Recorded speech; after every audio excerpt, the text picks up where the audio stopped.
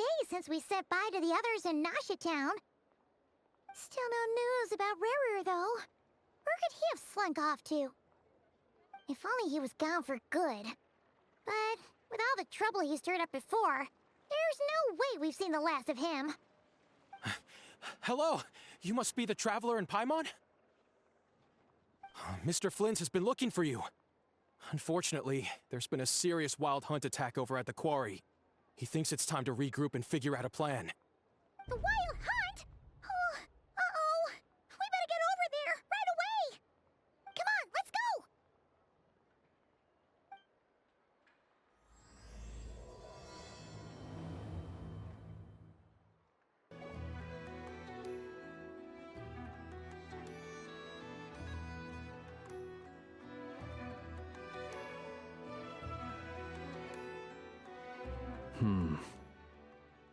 I can barely sense any Kuvaki at all.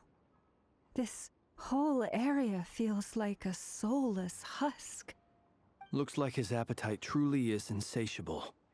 As if the power of that energy cannon wasn't enough. He's not seriously still getting stronger? What's his endgame here? Ah, everyone's here already. Hey, we made it. So, what's going on? We've all been on high alert since we split up a few days back, expecting Rarir to strike again. But it's like he just vanished into thin air. No one has seen him nor found any trace of his presence. That is, until this morning, when a ratnik found signs of wild hunt activity while out here on patrol.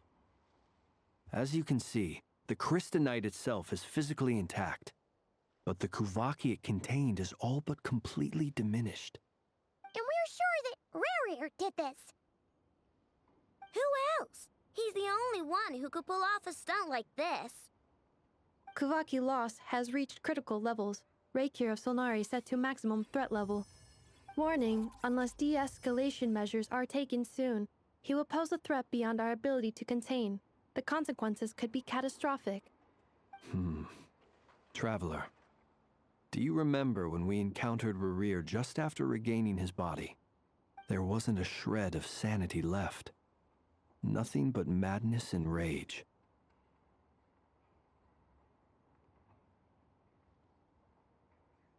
Yeah, didn't he shout out a bunch of names? Then he started raving about how nothing in this world mattered to him. Oh, Paimon gets chills just thinking about it.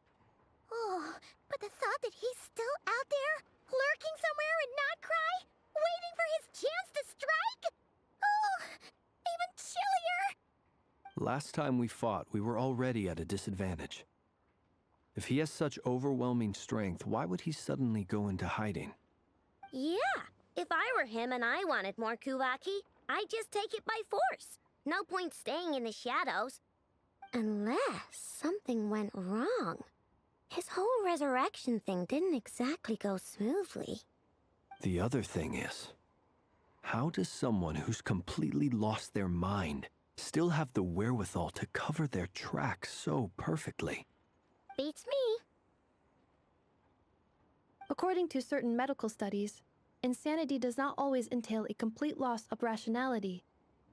It may be that he is simply living in a world of his own. That actually sounds about right. He was ranting away to himself the whole time, like he had zero interest in talking to us. There are many unanswered questions here. He could be right under our noses, and we'd still be in the dark. Besides his name and title, we know little about him. Certainly nothing about his past, or what he might be hoping to achieve. Exactly. And we wouldn't even know where to begin looking. Even Boss hadn't heard of the Rahir of Solnari before all this. I'd be willing to bet that even if we gathered together every scrap of intel in Nodcry, we still wouldn't find more than, like, 3 useful facts about him. So, if we do nothing, he'll just keep getting stronger. But if we want to investigate him, we have no idea where to look. Last time we had Marionette and her big robo-buddy to help us, and we still barely held our ground. If we had to face him alone... Oh, Paimon's head hurts just thinking about it!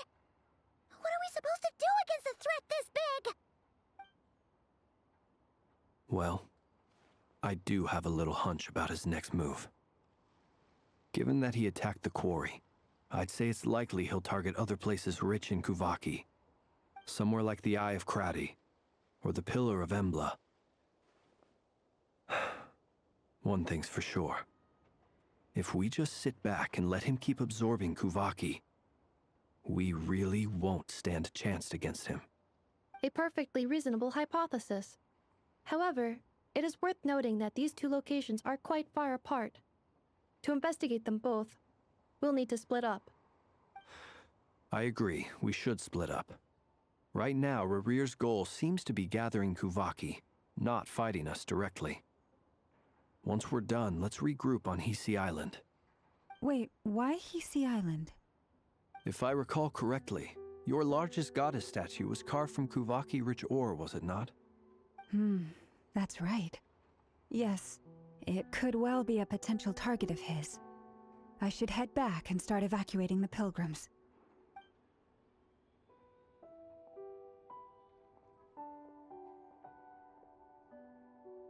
Splitting up's always gonna be risky. But I guess we don't have much choice, right? We're in a race against time here. And if we do run into Rear, what then? That's when you follow the third rule of treasure hunting. Run like the wind. Didn't you say the third rule was go with the flow? I don't know. Did I? Anyway, whatever.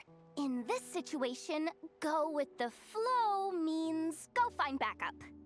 Agreed. If anyone finds so much as a trace of Rarir, do not pursue him.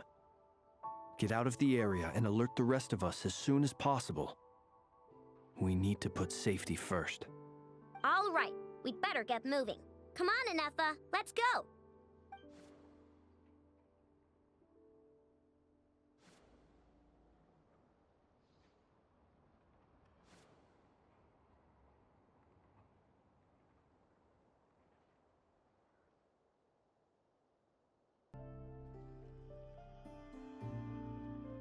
Any leads? Nope. Diddly squat.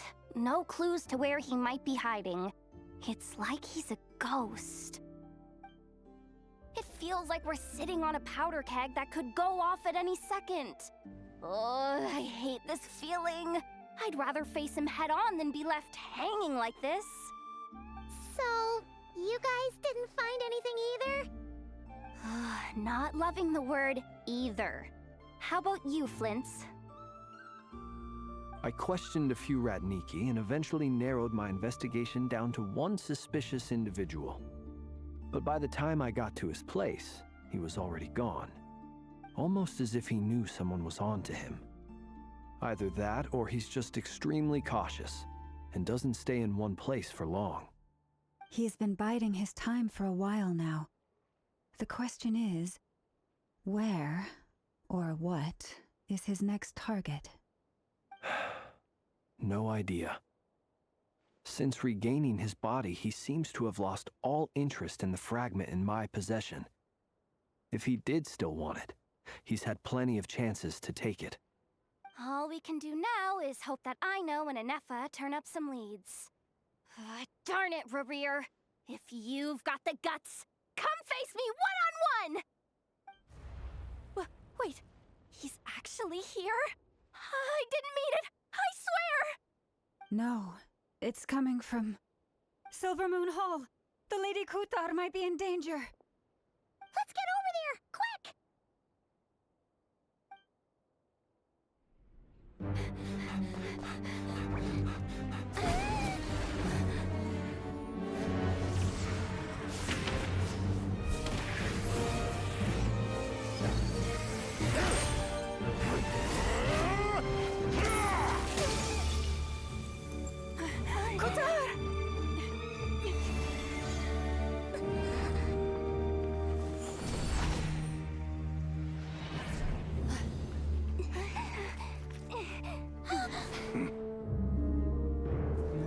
Why is he attacking the damn select? What's going on?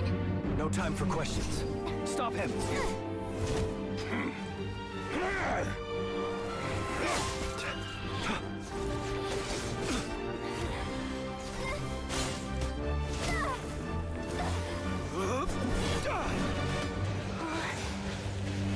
This is insane. Yehuda, get Kutar out of here! On it.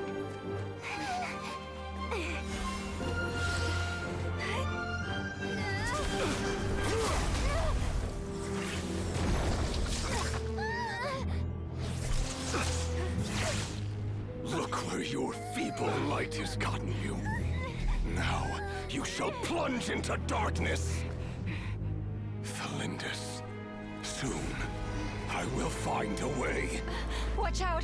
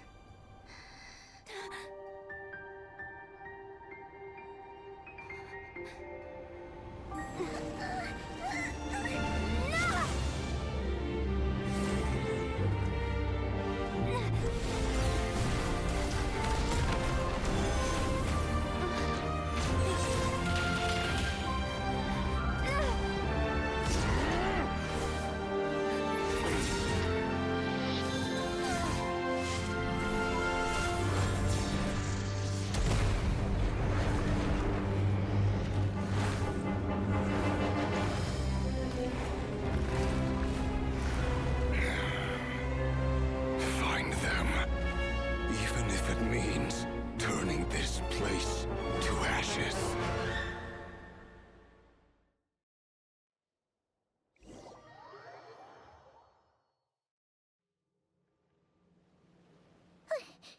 That was too close! Oh, we barely made it out of there alive. What's that guy's deal? How'd he get so crazy strong? He's a threat to this entire nation. I doubt his strength could even be measured by conventional standards.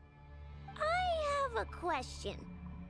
When me and Anefa showed up, we saw him chasing after this lady like he wanted her dead. What was that all about? We weren't there for the whole thing either. They were already duking it out by the time we arrived. Yeah, we didn't see how it all started. It all escalated so quickly, we had no choice but to step in. Kutar, can you shed any light on the situation? Kutar. Cross-checking database. I see. So you're the one that the Frost Moon Scions refer to as the Moon Goddess? Wait, she's the moon goddess?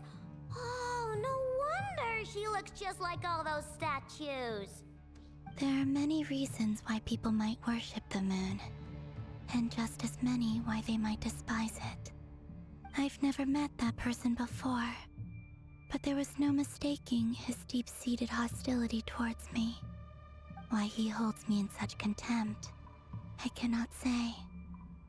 But since he hunts the power of the moon, it's no surprise that I am a target. Kutar.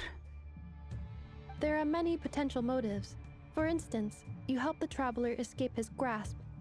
This could be his way of taking revenge. It is also possible that he covets the Kuvaki inside you and seeks to take it for his own. The list goes on. But right now, devising a counter-strategy should be our #1 priority. The likelihood of this location being discovered is close to 100%. A counter strategy? But we don't stand a chance against an enemy like this. Surely our only option is to run. He's not gonna chase us to the end of the world, right? So as long as we can sneak out of Nodcry undetected. No, I can't say that. Come on, Yehuda. This is serious stuff. You can't suggest we all just chicken out. Running is our only option. Huh? You seem surprised, but what other choice do we have? We are facing an enemy we cannot possibly defeat in battle. Well, I mean, yeah, but still. It's not too late. I can distract him, so you have plenty of time to make your escape. Wait, what? You're gonna act as bait? Doesn't that make sense? I'm the one he's after. There's no need for you to risk your necks on my behalf. A coyote doesn't stop for bypassers while it's howling at the moon. What is it, Loma? The Frost Moon Scions have already grown accustomed to life without their goddess. My presence here is no longer essential, and this is not my home, so you needn't ask me to stay. We can't just roll over and let him get away with this. That's not our style. Yeah, we can't just call it quits after everything we've been through together. Besides, she pretty much saved my life back there. If I just ditched her now, I'd never forgive myself. We can't overlook that you have saved our lives multiple times now. To talk of returning the favor would be a little crass for my liking. But suffice to say that we are friends, and friends look out for one another. River's true objective remains unclear. Even if we were to sacrifice Miss Kutar, there's no guarantee he would stop.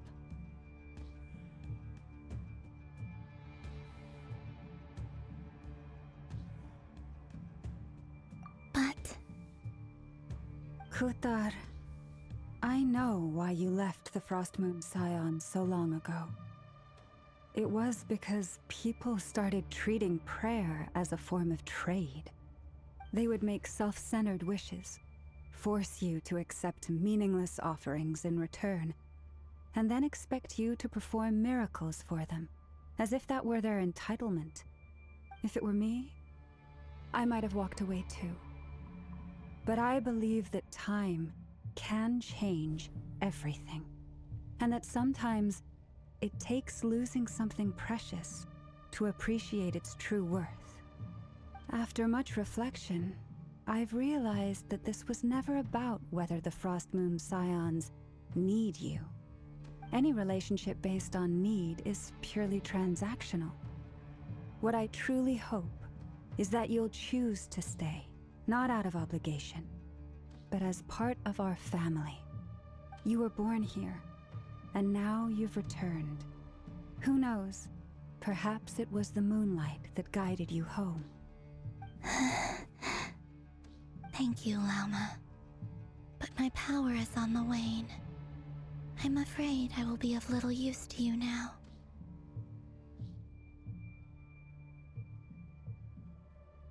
Very well then. I'll do as you say. Both times you saved us, we were transported across great distances in an instant. Is that one of your powers as the Moon Goddess? It is, but I find it very draining. I barely managed to pull it off just now, and it will be some time before I'm strong enough to do so again. Rejected by the world, my power is dwindling. Like a lake, cut off from its source, slowly shrinking away. Now, it has almost run dry. What do you mean, rejected by the world? The 3 moons belong to the ancient bygone era in which they came into being. From the moment I was born, the world itself has been steadily sapping away at my strength.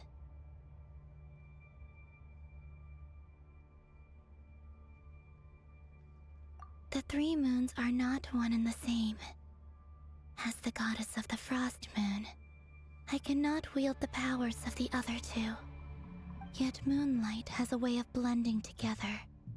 Each can reflect the other's glow. So when our fingers touched, I was able to restore my strength by drawing Kuvaki from the eternal moon's marrow.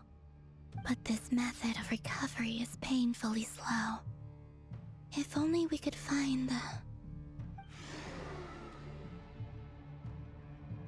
It's the Wild Hunt! Even faster than we expected. We'll have to finish this conversation later. See how those wild hunt creatures are running away from us. They're likely just a scouting party, which means Rerir won't be far behind. Then what are we waiting for? Let's get the heck out of here!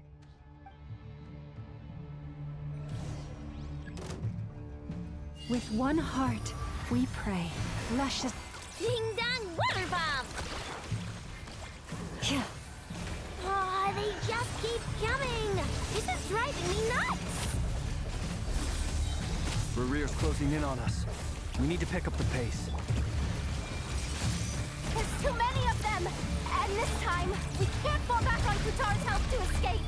If this goes on much longer,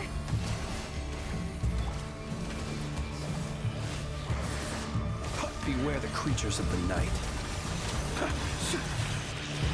Observe.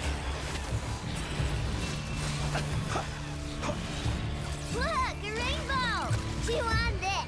Preparing for dust up. Yeah. With one heart, we pray.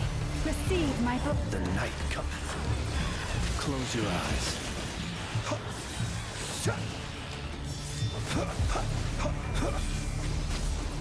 Night falls. Flash attack! By the frost moon of old. Lush as the moonlight. Ultimatum protocol. Installation chamber deployed. Beware the creatures of the night.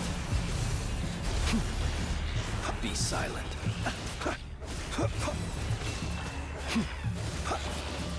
Ding dong water bomb! Chew on! For the everlasting forest. Defensive mode engaged. Annihilation mode.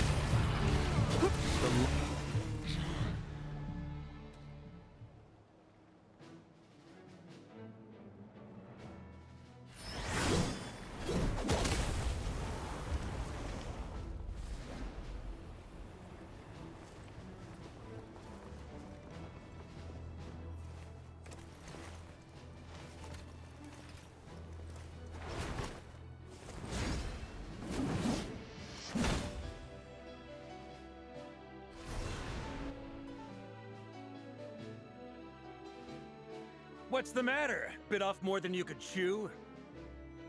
Who are you? Uncle Varka! You're back from Amsvartnir? Whoa! You're Varka? Grand Master of the Knights of Favonius? We could save the intros for later. Right now, let's get you all out of this hellhole. Follow me. I know somewhere you'll be safe.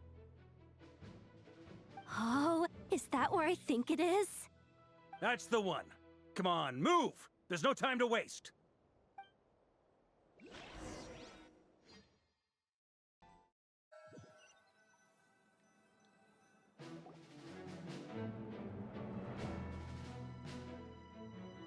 Wow! Where are we? This is so well hidden. Well, that goes without saying. This is the Knights of Favonius' meeting place in Nodcry, and a contact hub for the Northern Intelligence Network.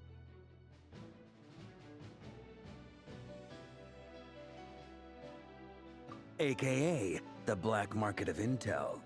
No matter what faction you're with, it's the place to buy and sell information. Their headquarters are in Nodcry, but they've got contacts in every nation. As an expeditionary force on foreign soil, working with them has offered us the most effective way of getting our hands on reliable local intel. This is where we meet, so naturally, it's secure. Anyway, where were we? Folks from Nodcry should be pretty familiar with me by now, but I believe this is the first time we've met. Allow me to introduce myself. I am Varka, Knight of Boreas, and Grand Master of the Knights of Favonius. We've heard all about you. This meeting's been a long time coming. You look way younger than Paimon expected. But you definitely have that Grand Master vibe. Well, I'm no spring chicken. Just not showing my age yet. Definitely feeling some of that back pain today, though. Rushed back from Amsvartnir without a wink of sleep, only to get right into another fight with that freshly revived maniac. Another? You mean you fought him before? Yep. He wasn't nearly as strong back then, but he was still a formidable foe. I brought some of the knights along to give him a little surprise, but he saw us coming from a mile off. My squad took heavy injuries, and I barely made it out alive myself. We knew it might have been our last chance, so we staked everything on it. But still, it wasn't enough to stop him. I tried tracking him down afterwards, but he didn't leave a trace. Even in his unhinged mental state, he's as cautious as any trained operative. So, I decided to come find you. And as luck would have it, turned up to find you being ambushed by the Wild Hunt. The rest, you already know. Is that why he's been frantically absorbing Kuvaki these past few days? Because he sees you as a threat? Maybe I'm part of the equation, but even if I weren't, I'm sure he'd still be gathering power. He's clearly working up towards something. Note to self, Uncle Varka's strength rating officially upgraded. Guess it's my turn to ask questions now. So, what exactly has been happening in Nodcry? Why has the Wild Hunt returned in humanoid form? And why is it after you? That's a long story, but I'll try to make it quick.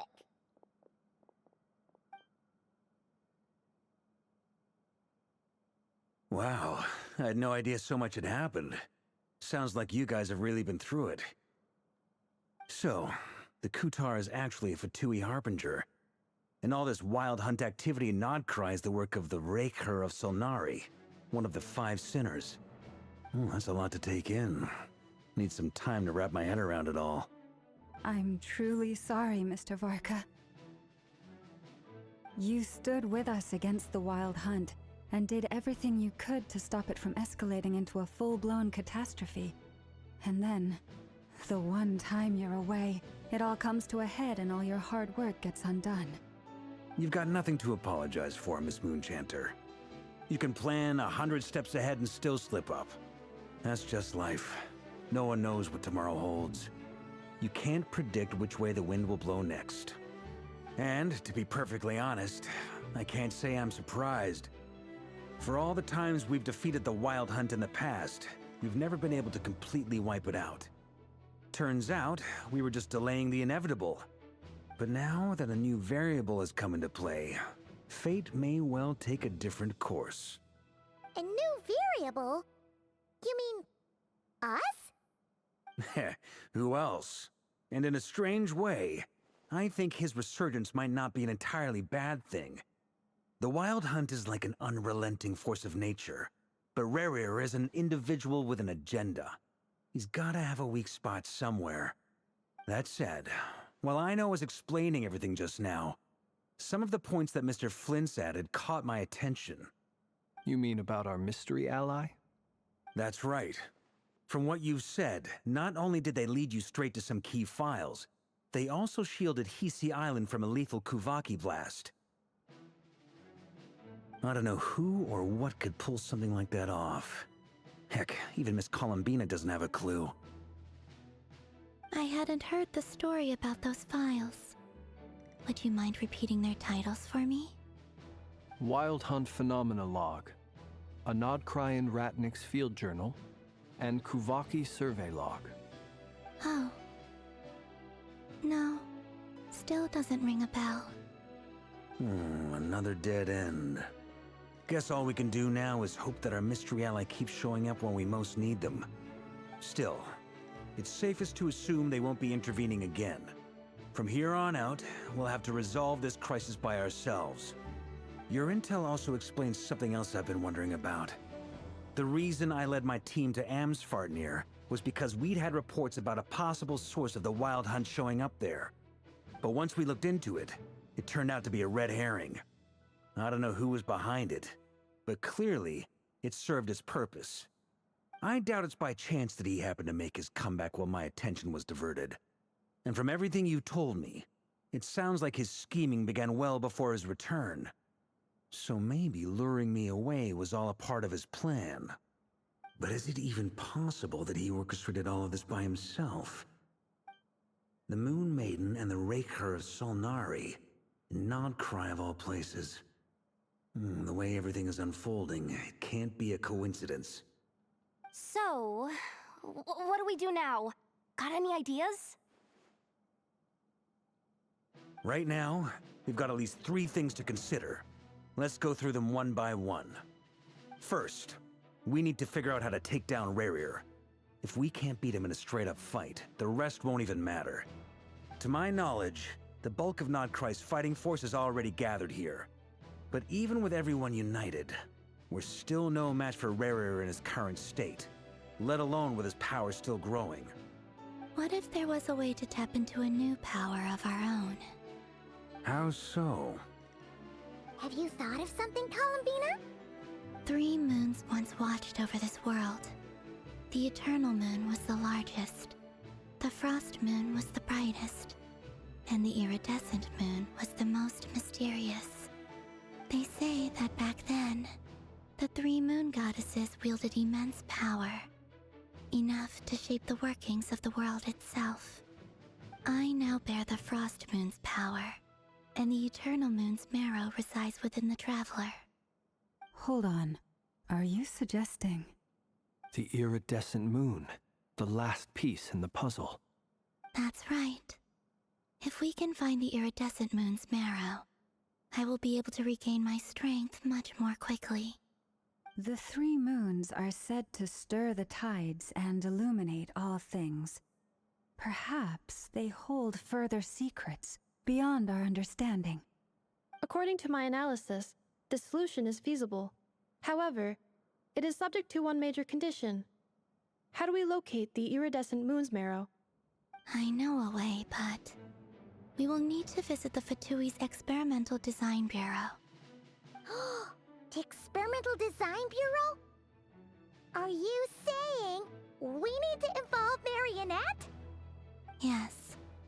I must speak with Sandrone.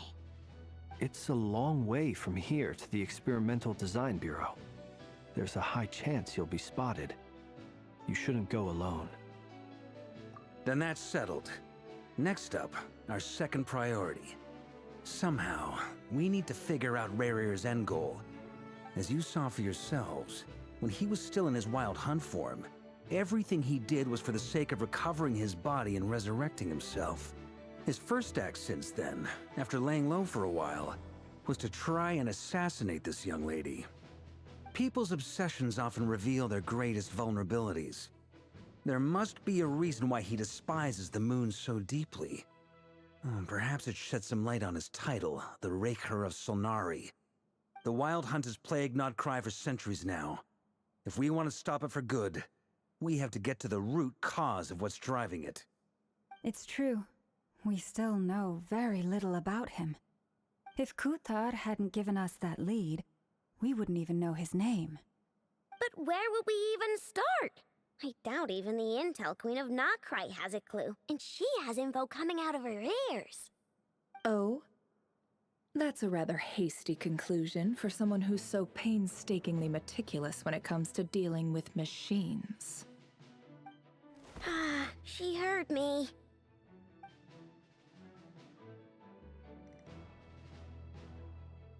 Boss!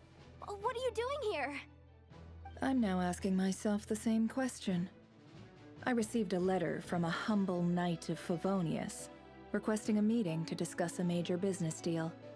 But it looks like this humble knight had something else in mind. Details, details. Miss Neffer, the important thing is that you've arrived at the perfect time. Since his failed ambush, I've been racking my brains trying to come up with a plan to fight Rarier. Given the severity of the situation, I think it's fair to say that our only chance lies in uniting as one. And I'm talking all the factions in Nodcry. We can't do this without the Curatorium, but I knew it'd be a tough job to win you over. So, I took the liberty of reaching out for a little chat. Wait a sec. How did you even hear about this place, Neffer? Didn't you say this is meant to be the Knights of Favonius' meeting spot? And a contact hub for the Northern Intelligence Network? And isn't it supposed to be super hidden? You really think he could have gotten settled in Nodcry without my help? Besides, I'm the one running this gig. Of course I know where the meeting place is. Allow me to introduce the current head of the Northern Intelligence Network. If it's intel you're after, she's your woman. Pretty much seen and heard it all. Please spare me the flattery. Let's cut to the chase. Seems like you've run into some trouble, huh?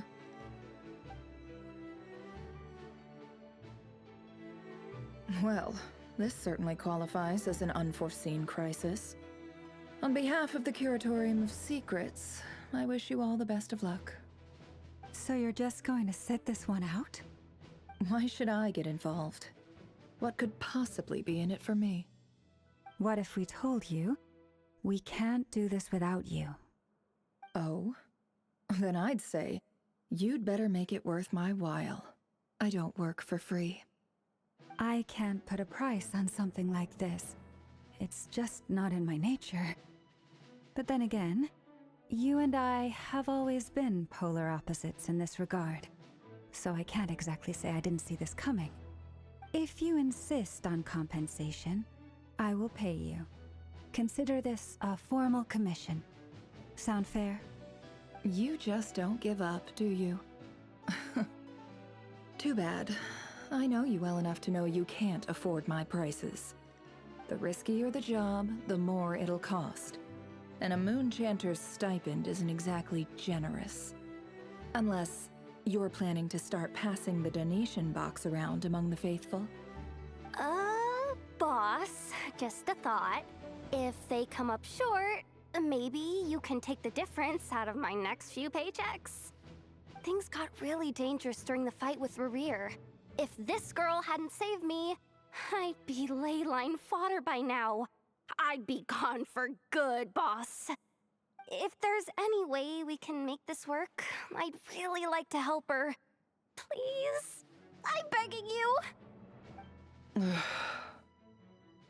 This is why I'm always telling you never accept favors. They are the hardest debts to repay. You have to be careful who you get involved with, or you invite all kinds of misfortune.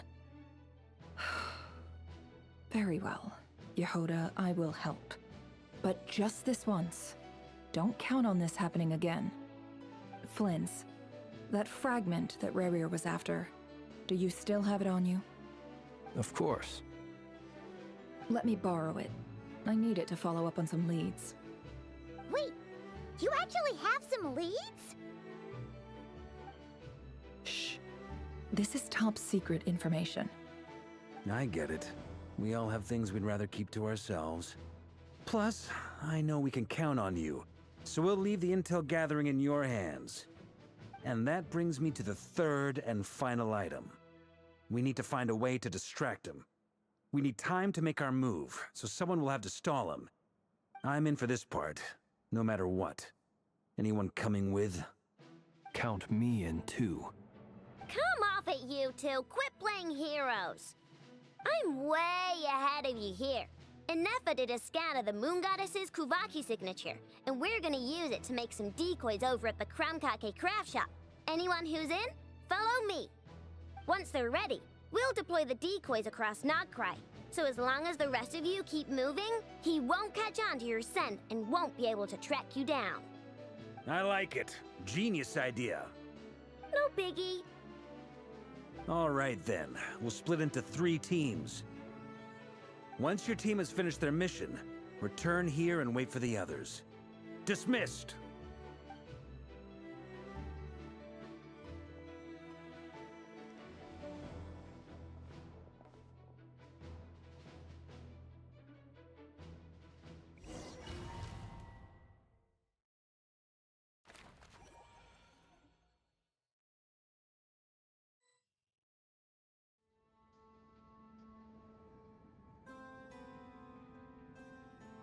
Lady Damselette. Wait, and you two? What are you doing at the Kuvaki Experimental Design Bureau? We've been doing our best to mind our own business lately. But if you're just gonna waltz up here like this, you're seriously pressing your luck. Don't blame us for doing what we have to. Huh. You really think that's gonna scare us off? We're not looking for any trouble.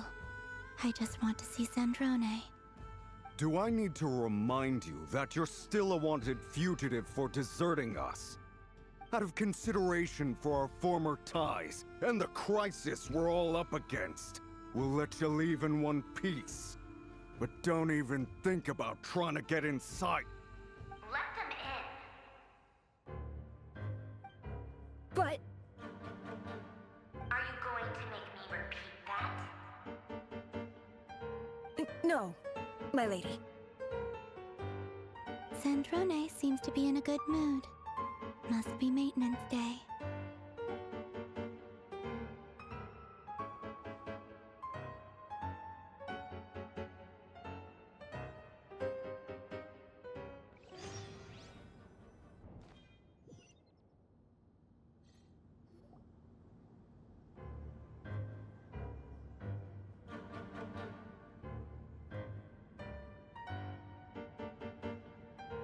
So tell me, to what do I owe the honor this time? Actually, before you answer that, just so we're clear, we're not colleagues anymore, Columbina. I don't owe you anything. I promise it's nothing big. It seems like you've gotten the wrong idea here. The only reason I let you in was because I was bored. It seemed like a way to kill some time and satisfy my own curiosity. Whatever miscalculations I may or may not have made in the past, I haven't lost the plot enough to even consider sticking my neck out for your sakes. I'd like to speak with Arlecchino. What? Huh? You mean the knave? I'd like to speak with Arlecchino. Is she in Nodcry? No, she's not. Once the work on this facility was completed, she went back with the Rooster and Regrator. The only ones in Nodcry are me and... What is it you need to speak to her about anyway? Rerir is hunting me. If I'm going to face him, I must first retrieve the lost moon.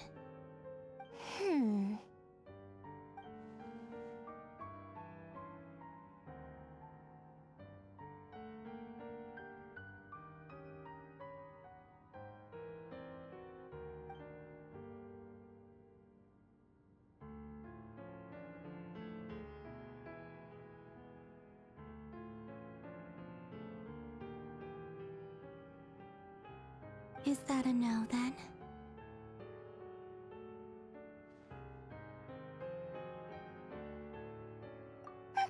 As if I need reminding.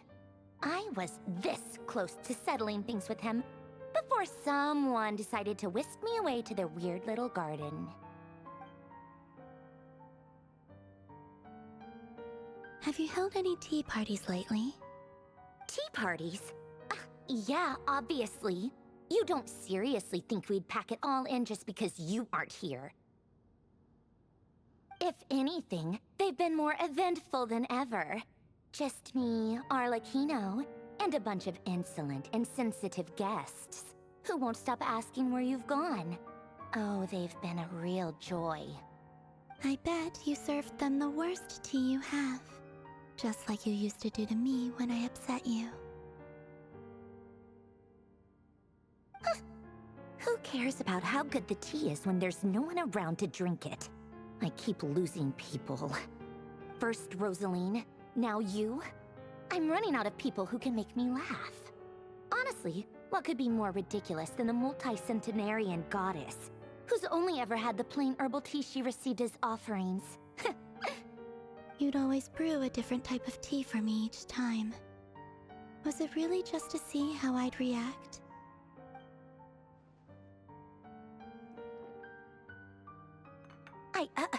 Well, duh.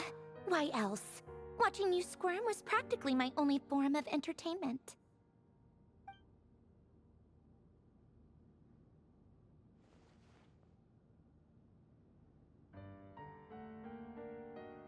Oh, yeah.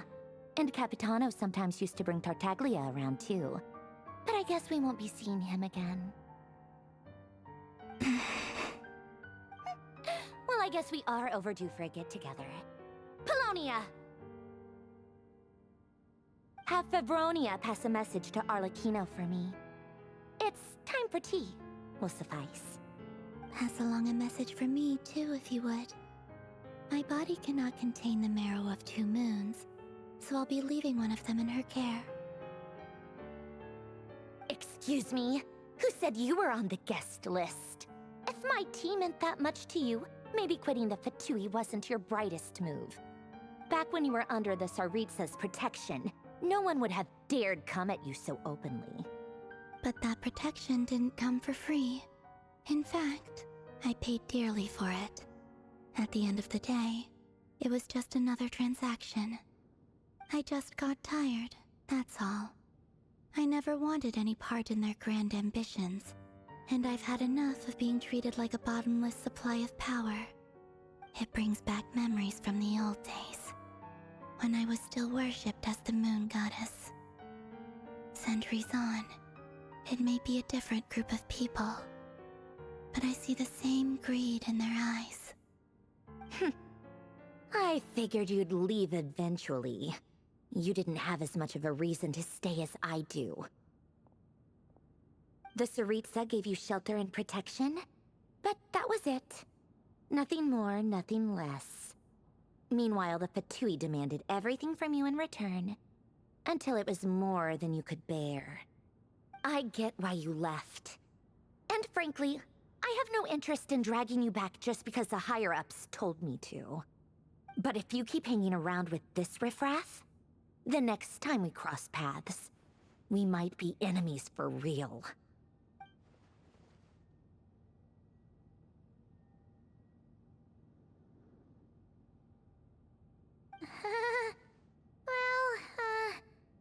Guess that's our cue to leave. That might be your plan, but it sounds like someone else wants you to stay a little longer. Huh? What do you mean? Listen.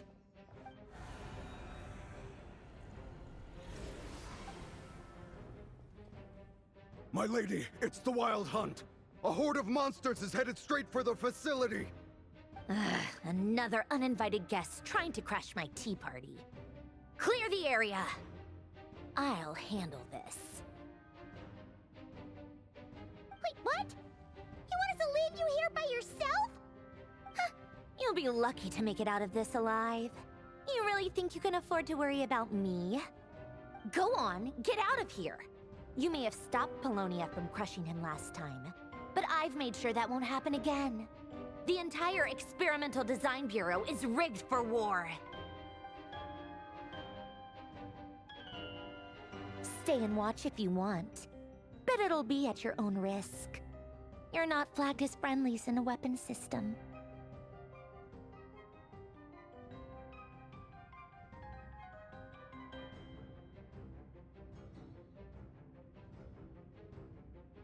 Don't tell me what to do! Look, if you're leaving, make it quick. Or you'll just get in my way. There's a secret passage on the 2nd floor. It'll take you right to the plains out back. Stare all you want, Columbina. You're not getting another invitation to my tea party. I know. But thank you anyway, Sandrone. This is exactly why you shouldn't hang around with those people. All their melodrama and sentimental nonsense is rubbing off on you.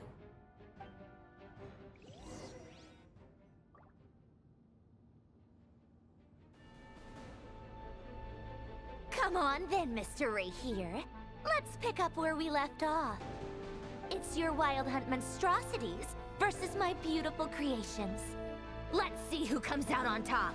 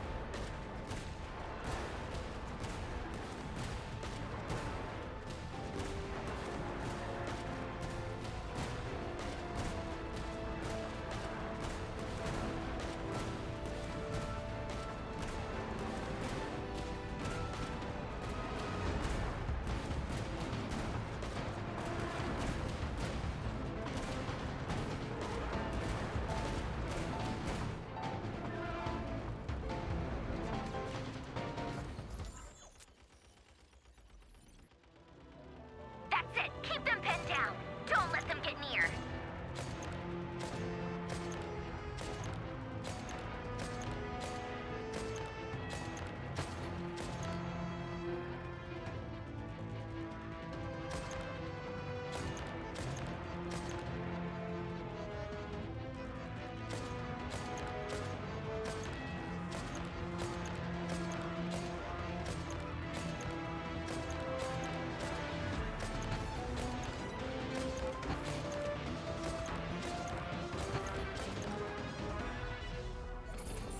Rotate out. Deploy all backup units. Get in there and hold the line.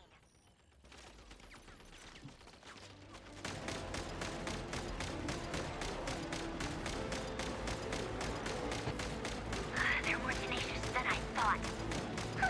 Whatever. This is where the real fun begins.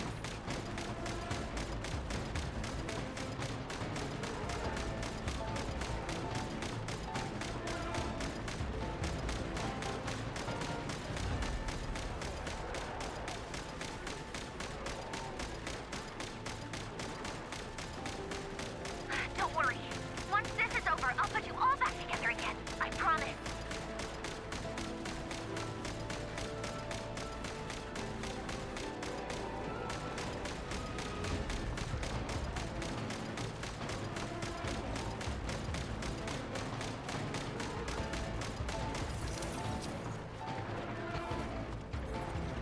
Finally, the Ranger himself.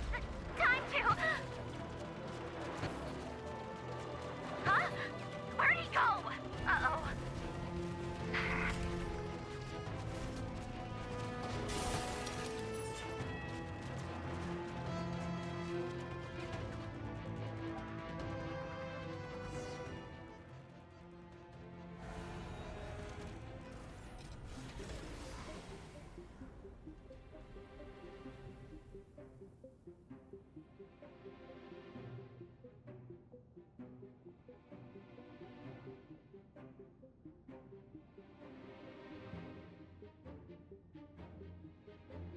Polonia, get him!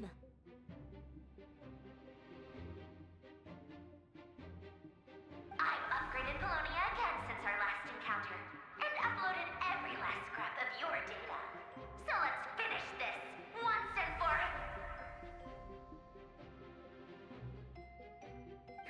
She's not here. Where did she go? Hey!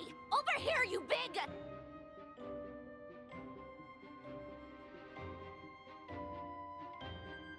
Curse it, Moon.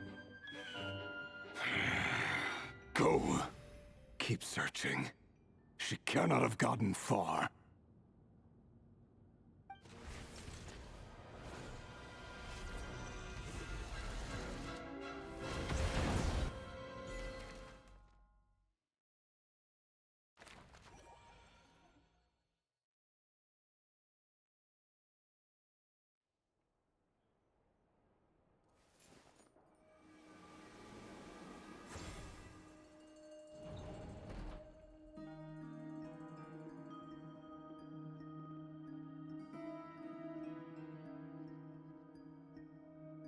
So this is your method for investigating Rarir's past.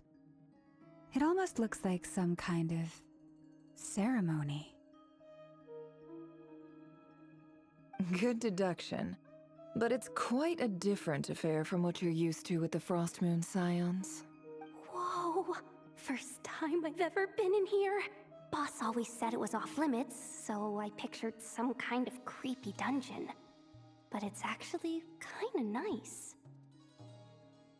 Oh, I guess this must be Sumero decor?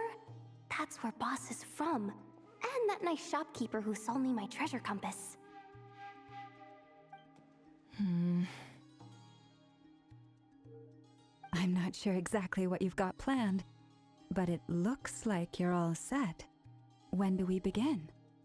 Whenever we wish. But for some reason, I've got a feeling this isn't going to end well. I've never faced Rarir myself, but from what you've told me, his power is beyond anything I could imagine. I, on the other hand, am just an ordinary businesswoman. Our paths should never have crossed, yet here I am, forced to make an enemy of him. If you ask me, you're about as far from ordinary as it gets. So what are you saying? You're getting cold feet? Once I take a job, there's no backing out. Still, I have to ask myself if the power I'm relying on will even work on an opponent of this caliber. And also how to make sure I come out of this alive if things spiral out of control. Death is the one thing we can take for granted. It is the great equalizer, however fortunate or unfortunate we may otherwise be. So it's important to consider how to spend what lifespan we have left. Come on, boss. Lighten up. Quit talking about death. It's bad luck. For once, I agree with you. When you're up against a foe like Rerir, there's no such thing as being too prepared. Is there anything I can do to help? That won't be necessary. I've already made up my mind. Time to cash in a precious favor I've been saving for a rainy day. Yehoda, I need you to find someone for me. The sooner the better. Eh? Find who? That shady merchant who sold you an overpriced treasure compass the other day. Come on, boss. You're pulling my leg again. In what way is she shady? She showed up when I was completely lost and sold me a neat little gadget that was exactly what I needed. Trust me, she's a good person. Anyway, I know who you're talking about. Don't go anywhere. I'll be right back.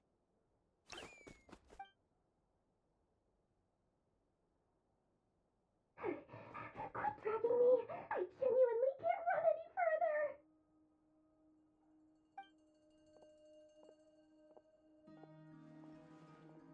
Hey, aren't you?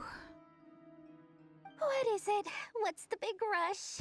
You dragged me out of a dream where I was literally swimming in Mora. I'm charging double my usual attendance fee. See, look how easygoing she is.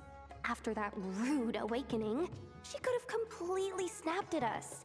But instead, she kept it together and just asked for an extra fee. Dori Sangama Bay? I never would have pictured you two doing business together. If you want to make it big in Nodcry, it's all about connections. Lady Nefer just so happens to have a lot of intel that interests me. And she also did me a big favor in the past. It was back when I first arrived in Nodcry. My trusty assistant, the genie in my lamp, had an adverse reaction to the Kuvaki and fainted. And wouldn't you know it, that's when I suddenly find myself in a life-or-death situation. Good thing my compatriot was there to swoop in and save the day. I've been giving her a 30% discount off all of my goods ever since. Now, so that no one here feels left out, I'm willing to extend a 20% discount to fellow friends of Boss Nefer. Plus, any other friends you send my way will enjoy 10% off. What can I say? The great Lord Sangama Bay is nothing if not generous. So, let me guess. You've run into some trouble? I've got everything you could possibly need. And the more you buy, the more you'll save. You guessed correctly. What have you got in the way of survival gear? The one type of gear I've never been short on. What are you looking for? A jetpack fresh from the Academia's labs? An ancient suit of armor dredged up from the bottom of the sea? At the very least, I need to know what kind of opponent you're dealing with here. If even you're worried about staying alive, it must be pretty serious. What if I told you it's someone with the power to bring a nation to its knees? Is that so? Then we really are talking top-shelf treasures. I don't have anything like that in stock right now. I'll have to ask my supplier. Your supplier? A powerful woman, make no mistake. I can't reveal her identity, but luckily for you, I hear she's planning to visit Nodcry in the near future. If you're willing to wait, I can ask her when she's here. Can't say exactly how long that'll be, though. Then, let me put it another way. What would you do if you encountered an enemy like that? Roll over and serve yourself up on a silver platter? Of course not. I have a handy little trinket from one of my generous suppliers, which... Hold on. What exactly are you getting at? No, no! This is for my personal use only! Let's just say I'm borrowing it, all right? Just for insurance purposes. You'll get it back later. Favors are the worst kind of debt to owe, and now you've got a chance to repay one. A win-win situation, don't you think? Fine. You can borrow it for 5 days. No, make that 3. And for every extra hour after that, I'm charging you 1 million mora. Deal? Deal.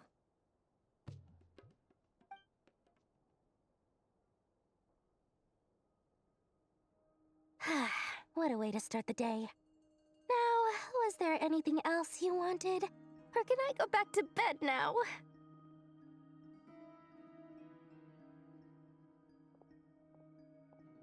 That will be all. Take care now. Don't trip up on your way back, friend. See you later! You're my favorite shopkeeper.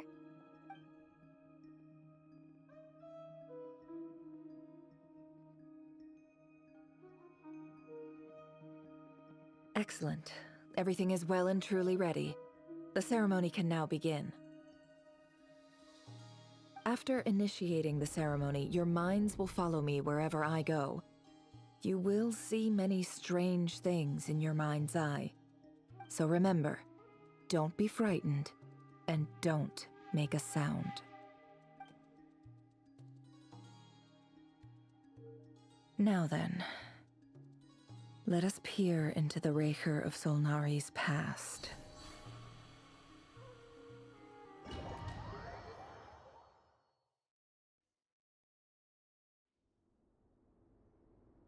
I made it. I don't recognize this style of architecture. Must be Conrian. Simple furnishings, table and chairs. It's a more ordinary house than I might have expected. Looks like the fearsome Raker of Solnari came from surprisingly humble beginnings. Unless this passed for luxury in Conria. Unlikely. It was said to be a very prosperous nation in its heyday. Anyway, I'll keep exploring.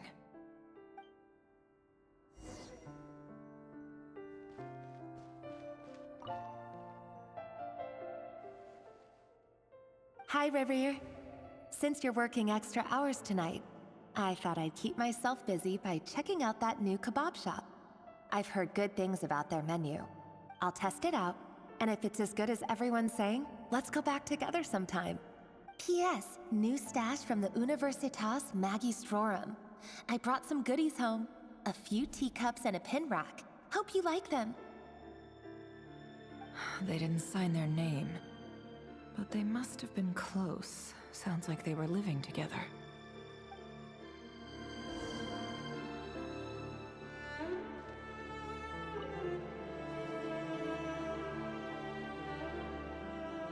I went over to Joseph's for drinks today.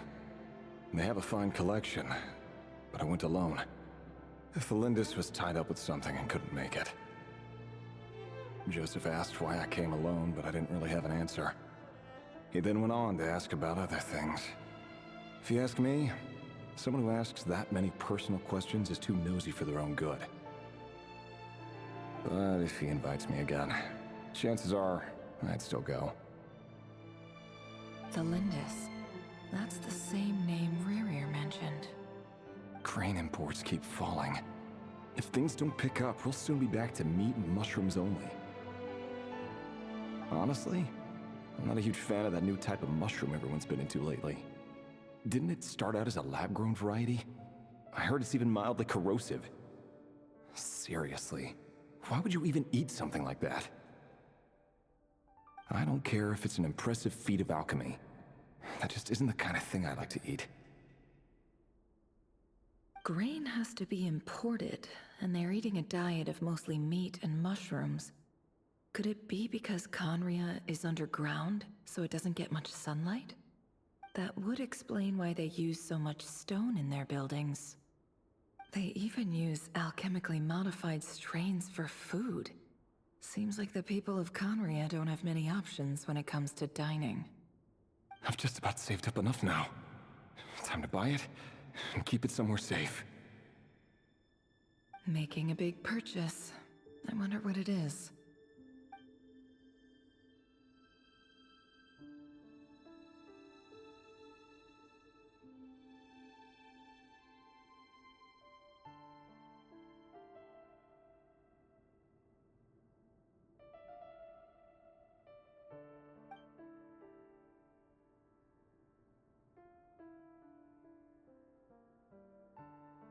He really is a professional.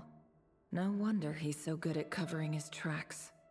Despite what he's become, it seems like he's retained certain habits, at least in this regard.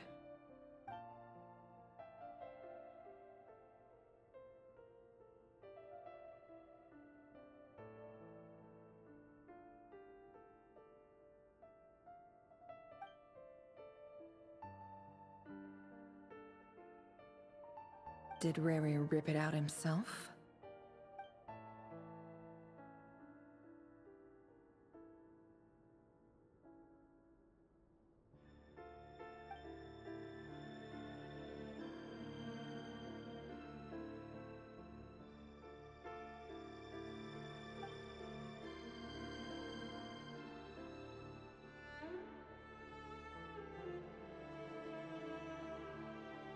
Before I met you, I was convinced that my heart was nothing more than a stagnant pool.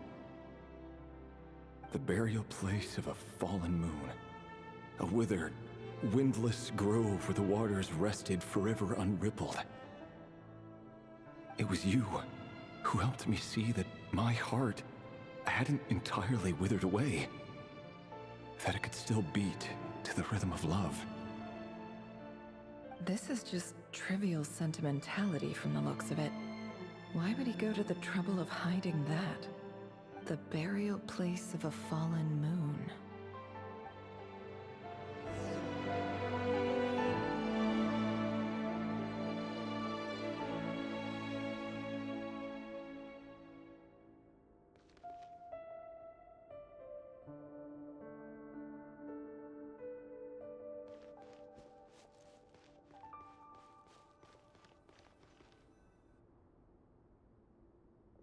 Reverie, over here. Dane! Oh, and, Vedelfin here? What a surprise to see you here, sir. Hello there, Reverie. You need not address me so formally outside of court. He doesn't get that much free time, so I invited him over for a drink. Even the court prophet deserves a break every now and then, right? Well, I'm flattered. So, what are we discussing today? Hey, don't look at me. As far as I see it, we don't need an excuse to have a few drinks. Come on, don't give us that. Didn't you say you were about to pop the big question? How's that coming along? Who'd have thought the great Twilight Sword was an even greater gossip? I just didn't expect you to be the first one to settle down and get married, that's all. Yeah. If you told me that a few years ago, I wouldn't have believed you either.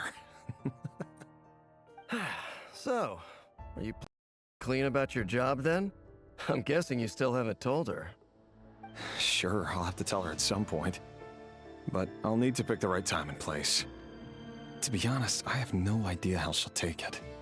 Come on, stop being such a pessimist. For all you know, she could be thrilled. I bet she'll be much more impressed by your actual job than the one she thinks you're doing now. A member of the King's Guard. Quite the cover story. Does the king himself even know? Of course he does. Anyway, enough about me. How have you been? Me? Same old, nothing much to... Huh? What's up, Fed? It's nothing. Vadifulnir, Dainsleif's elder brother. Renowned throughout the court of Conria as the Visionary, and said to possess a wisdom far beyond the reach of any ordinary man. And yet, despite the gulf between us, he seems to have something to say about me. Does he even know me? Does he see me as a friend of his brother, or just another of the Vinster King's blades?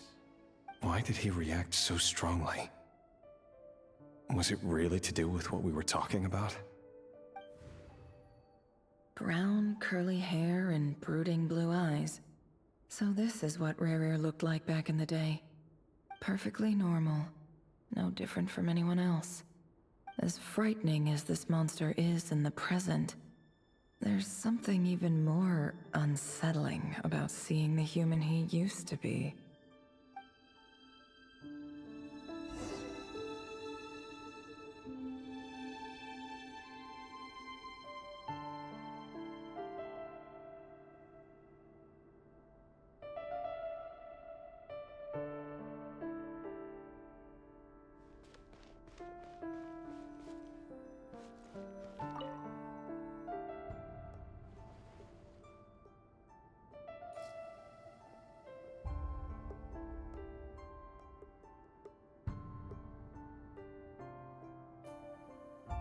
Felindis?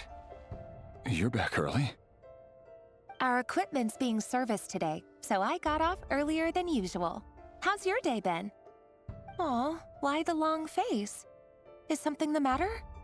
Has your boss been giving you a hard time again? Went for a drink with Dane and the others after work. Isn't that a good thing?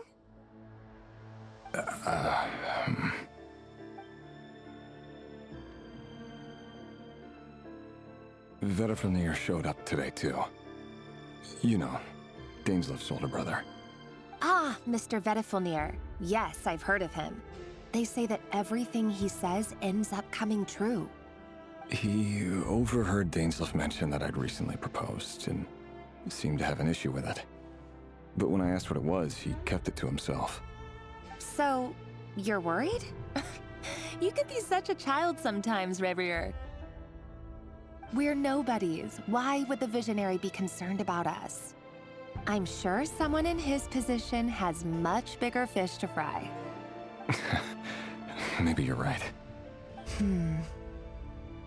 You worry too much, Rerir. We've been together for ages now, and everything's been going so well, has it not?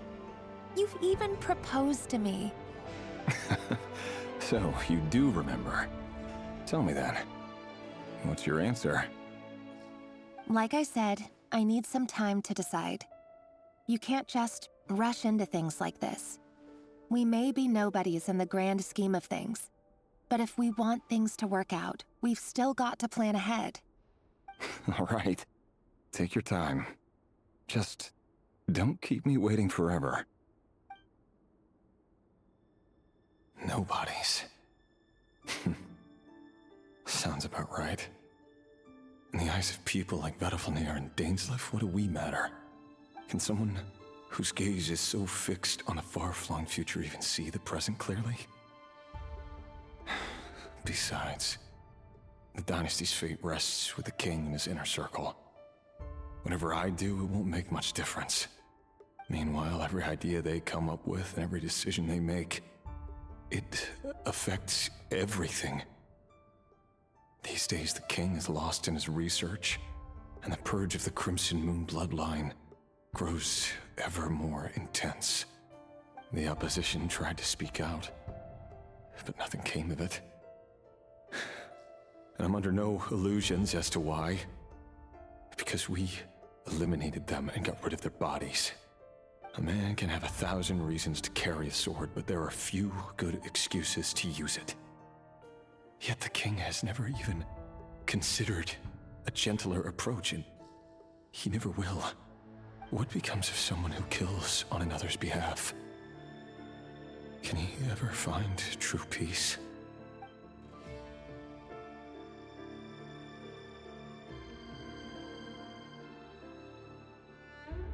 Felindis,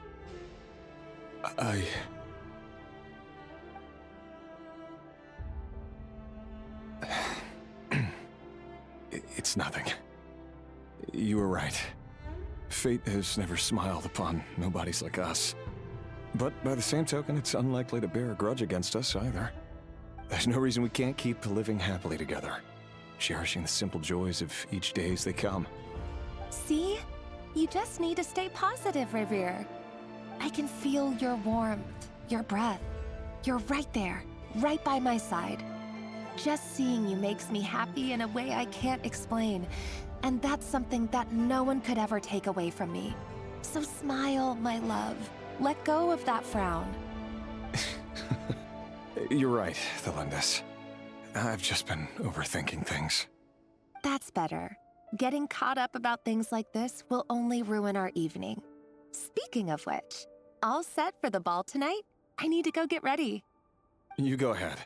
I just have a few things to take care of, then I'll come join you. Even busier than the big shots, huh? Fine, I'll go get started. But don't be late. If you keep me waiting too long, I won't be a happy bunny. Relax. I'll be there. Seriously, though, you drive a hard bargain. You're really gonna leave my proposal hanging and still expect me to take you to the ball? Well, that goes without saying. I already told everyone I'd be coming with a dance partner. Besides, they're two completely different things. Let's take it one thing at a time, all right? All right. White outfit it is. It seems like Rerir was deliberately hiding his ties to the intelligence services by giving the impression that he was just an ordinary member of the Vinster King's Guard. He clearly doesn't want his would-be fiancée to know about his other life. Then again, that's hardly surprising. People in the intelligence trade rarely do. Who'd have thought we were in the same line of work? Let's dig a little deeper.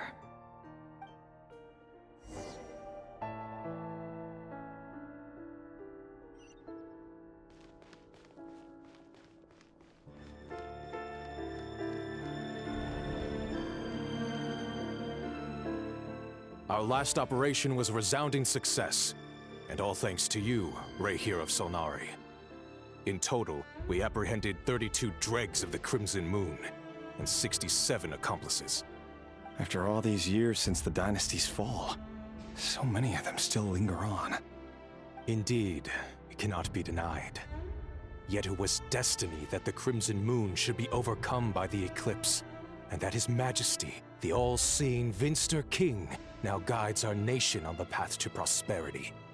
Conria has no further need for a dead moon. But alas, there will always be those who refuse to see the truth, choosing instead to romanticize the past. That's not entirely true. Much about the Crimson Moon era was worthy of remembrance. And that's exactly why they keep trying to see it restored. Many of its secrets remain unsolved to this day. As it happens, that's precisely the field of study my partner is devoted to. You still haven't told her what you really do for a living. Where would I even start? How do you tell someone that you're one of the king's hand-picked executioners? That your hands are steeped in blood? You didn't choose this life, any more than I did. Orphans like us don't get a say. But I'll sure as heck be the one to pay for it. Speaking of which, we need to be more rigorous in the way we identify direct descendants of the Crimson Moon. Someone, it seems, has strong opinions about my future plans. Most likely my marriage in particular. I have a feeling that we may soon become targets of the Crimson Moon's retribution. Your concerns are not unfounded. They've taken out many of our colleagues these past few years, and for that very reason. These are no helpless lambs we're leading to the slaughter. They're wolves in sheep's clothing. Take care, Rehir of Solnari. I look forward to toasting you at your wedding. Thanks, Torkel. Look after yourself, too.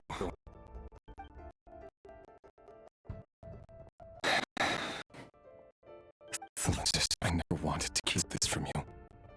You're the last person I would ever want to lie to.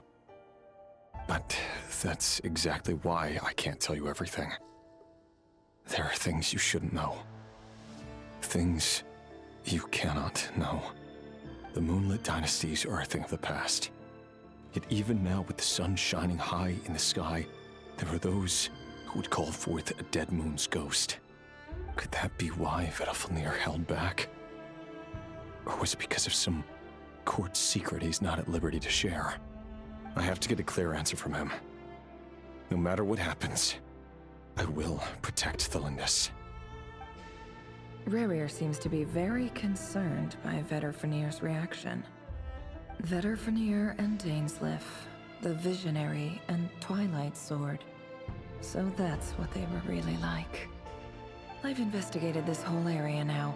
There doesn't seem to be any other memories here. Should I try somewhere else? Wait a second. What's this black smoke?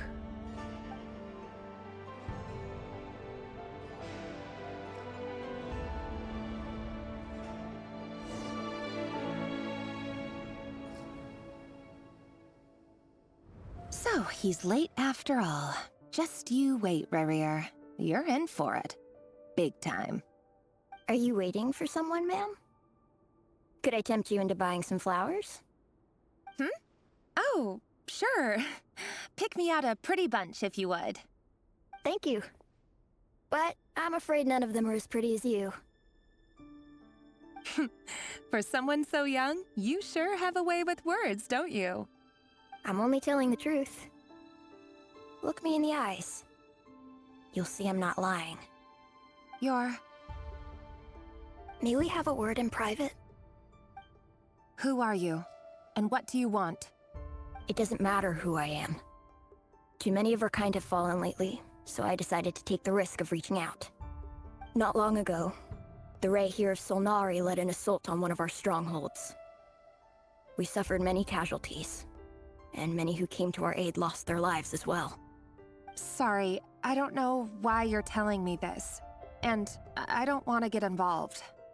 Wait, hear me out. This time we finally got a clear look at his face and learned his true identity.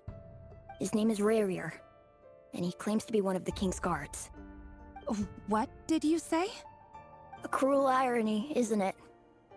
The man you're set to marry leads a double life as a brutal executioner. But surely, you must have caught a whiff of the blood on his hands. Why are you telling me all of this now? Simple. It's because... How strange. Rerir was nowhere to be seen in that memory. It clearly belonged to the Lindis. Rerir couldn't possibly know what happened if he wasn't even there. Why would her memories appear in his fragment? The ceremony won't last much longer. I think it's time to call it a day.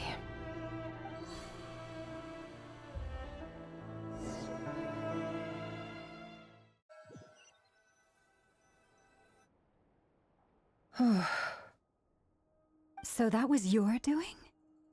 Did you just pull us inside Rerir's fragment to spy directly on his memories? Any more questions, and I'll have to start charging. I had no idea you could do that, boss! Seriously, that was amazing! We're not worthy. We're not worthy! I gotta admit, though, I'm itching to see what happens next. Feels like we barely scratched the surface. I'm just as curious as you are, but the ceremony only allows for limited time inside. That's all we can see for now. Luckily, we managed to learn quite a lot. So far, so good. I just hope the others are doing okay too. Especially the group with the Traveler. Their mission is a risky one. Let's hope it's all going smoothly. If you're worried about them, go see how they're doing. If I know Boss, she's gonna need some time to write up all the details and make sure it's all coherent. I'll stay behind to lend a hand, but feel free to head back and meet up with the others.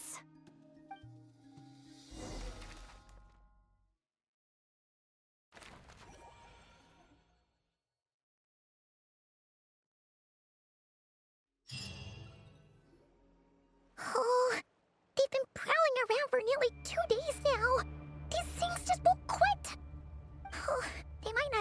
Yeah, but them constantly sweeping the area, our way out is completely blocked. Oh, that's never gonna work. One little slip up and it's game over. If they spot us, they'll run straight back to Rerir. And once he knows we're here, it won't be long before he's breathing down our necks again.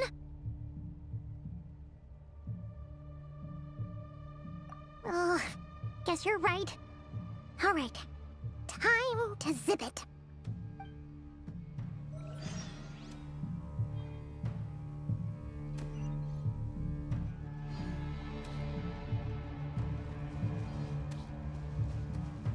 Quick, hide! We almost got spotted! Phew, that was a close call.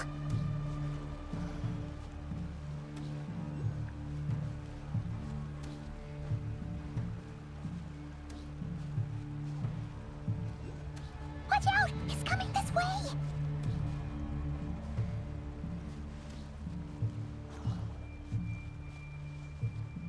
Keep going. We're nearly there. This is the final hurdle.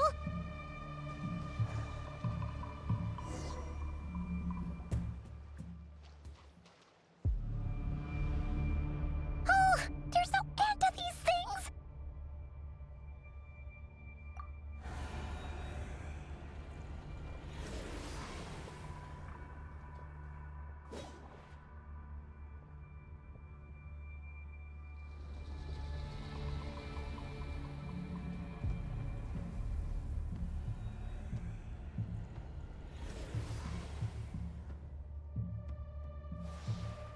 Fire.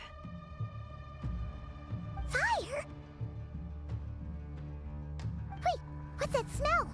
Oh no, there's a fire!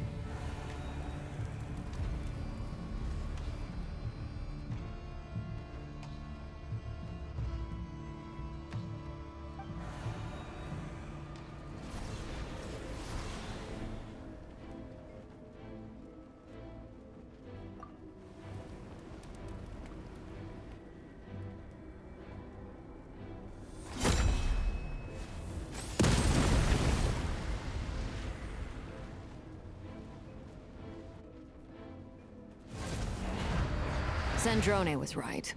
You look weak, Columbina. The old you would never have let such lowly creatures bar your way.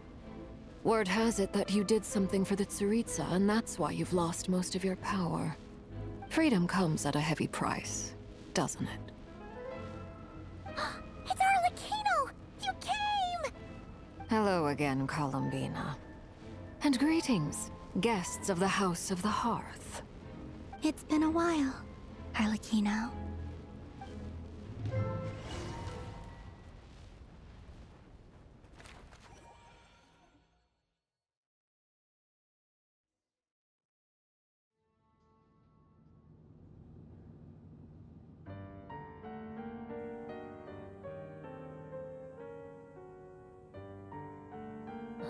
Stupid right here of stupid Solnari. Whatever. I've got all the data I need. Next time we meet, you're finished.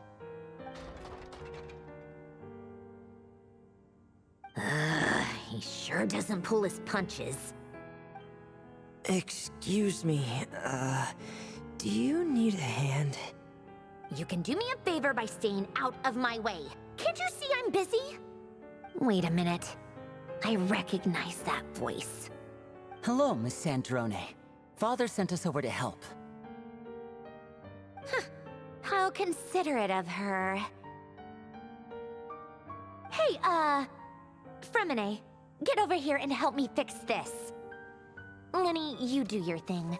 Just keep your sister away from my machines. Nearly every machine that Catgirl touches ends up going haywire.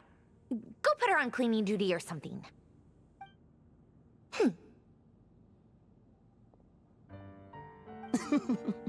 Then let's start downstairs. Fremine, we'll leave this place to you. You've got it. Wait a second. Pretty sure there's still some tea in the cupboard. If you want some, you'll have to make it yourselves.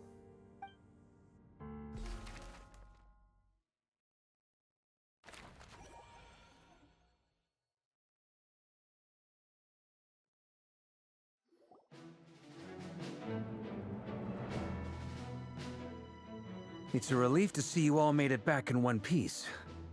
Huh? Feels like there's quite a few people missing. Where's Flint's and the others? And what about Nefer? I returned ahead of them. Flint is helping Aino and Anefa to set up the decoys and buy us some time. As for Miss Nefer... Boss is still wrapping things up on her end. She sent us back to fill you all in on the top secret intel we've been gathering.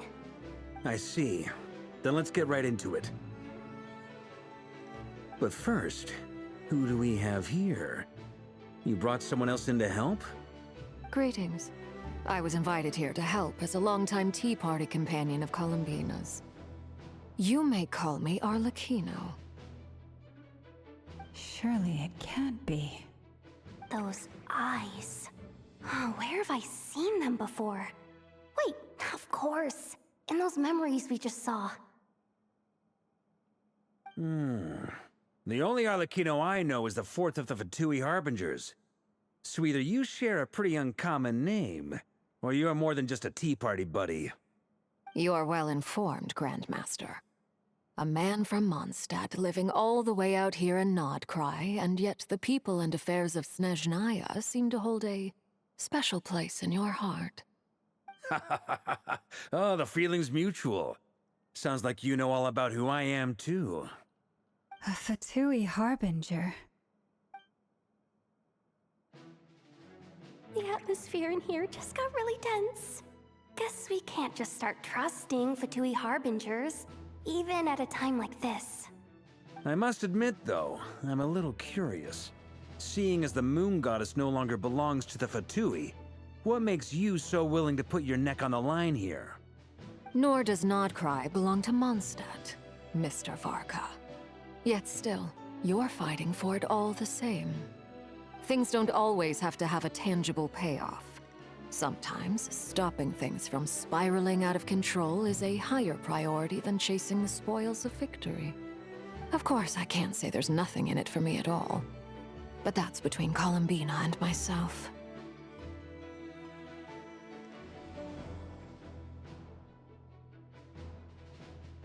Forgive me. I don't mean to doubt you. It's just that the Fatui really have been the source of many of our troubles. We have our own way of doing things here in Nodcry. But ever since they arrived, the Fatui have treated us with nothing but hostility. I know there's been a lot of bad blood between us in the past. I've done my utmost to avoid friction whenever I could. But sometimes fundamental conflicts of interest simply can't be settled amicably. That's why I'm here solely in a personal capacity. This has nothing to do with the Fatui. As a gesture of good faith, I'll be frank. I can help Columbina track down the iridescent moon's marrow, which will help her restore more of her power. Anyway, what else is on the agenda? Let's begin. She says she'll be frank, then completely skips over the details. Looks like she doesn't want to give away too many secrets after all. But she clearly wants to change the subject. It'd be awkward if I tried to bring it up again now. I guess we'll just have to go along with it. She's the fourth of the Fatui Harbingers after all. One look and you can tell she's not someone you'd want to mess with.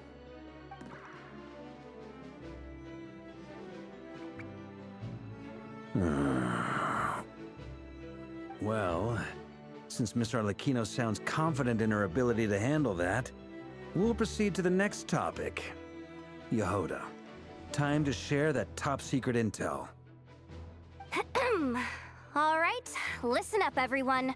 First, we now know that Rerir was originally a Conrian secret agent whose primary mission was to hunt down and assassinate the so-called Dregs of the Crimson Moon. The Dregs of the Crimson Moon? In the memories, there was a lot of talk about the Crimson Moon and Eclipse, and a whole bunch of other stuff from the time of Conria.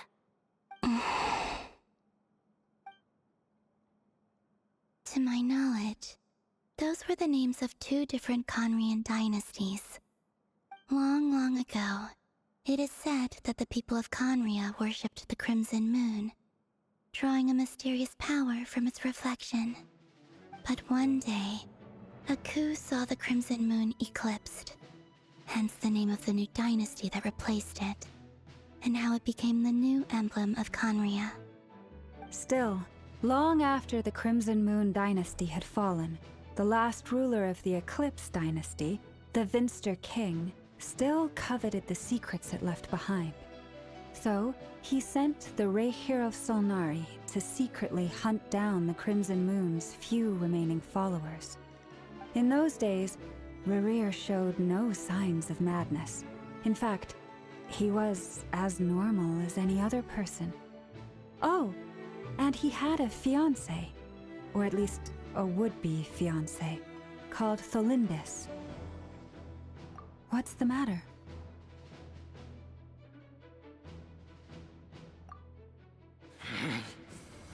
Verfnir, Freindaughter, Flinders, Flinders. Interesting. Anything else? What about this would-be fiancé of his? Do we know anything about her? Well, she was a researcher at the Universitas Magistrorum, but it felt like she was hiding some kind of secret. Oh, and one more thing.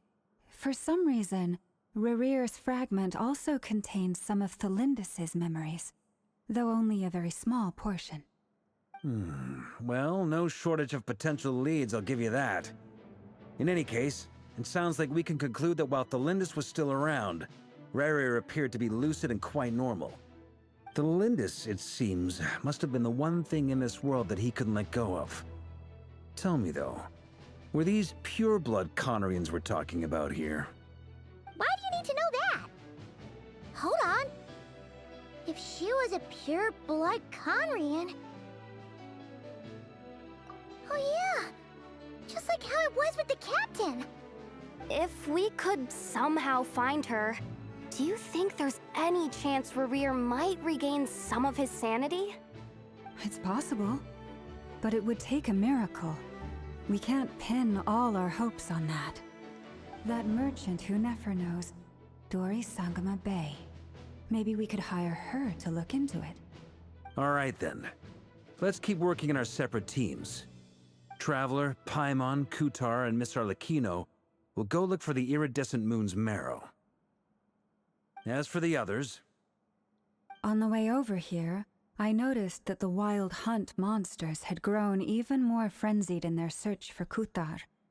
At this rate, the people living here will be in grave danger too. So I'm thinking of gathering together some of our followers to go wipe them out. I'll head back to the curatorium and meet up with the boss. Feels good knowing we've all got something to be getting on with. Given that the Wild Hunt has been a lot more active lately, the Lightkeepers have likely begun their own operations too.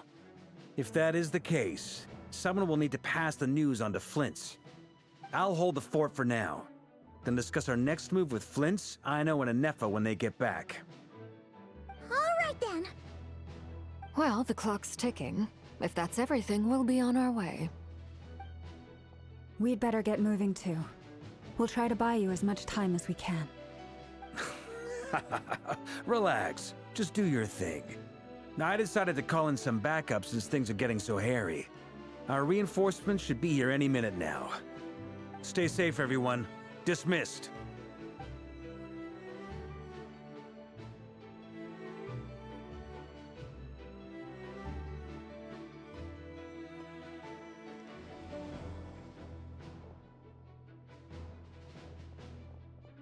We're back. Did we get here a little early? Or a little late? A tad late. The others have already set off. To summarize, our resident moon goddess has found us a new ally, and Boss Nefer has uncovered some promising info.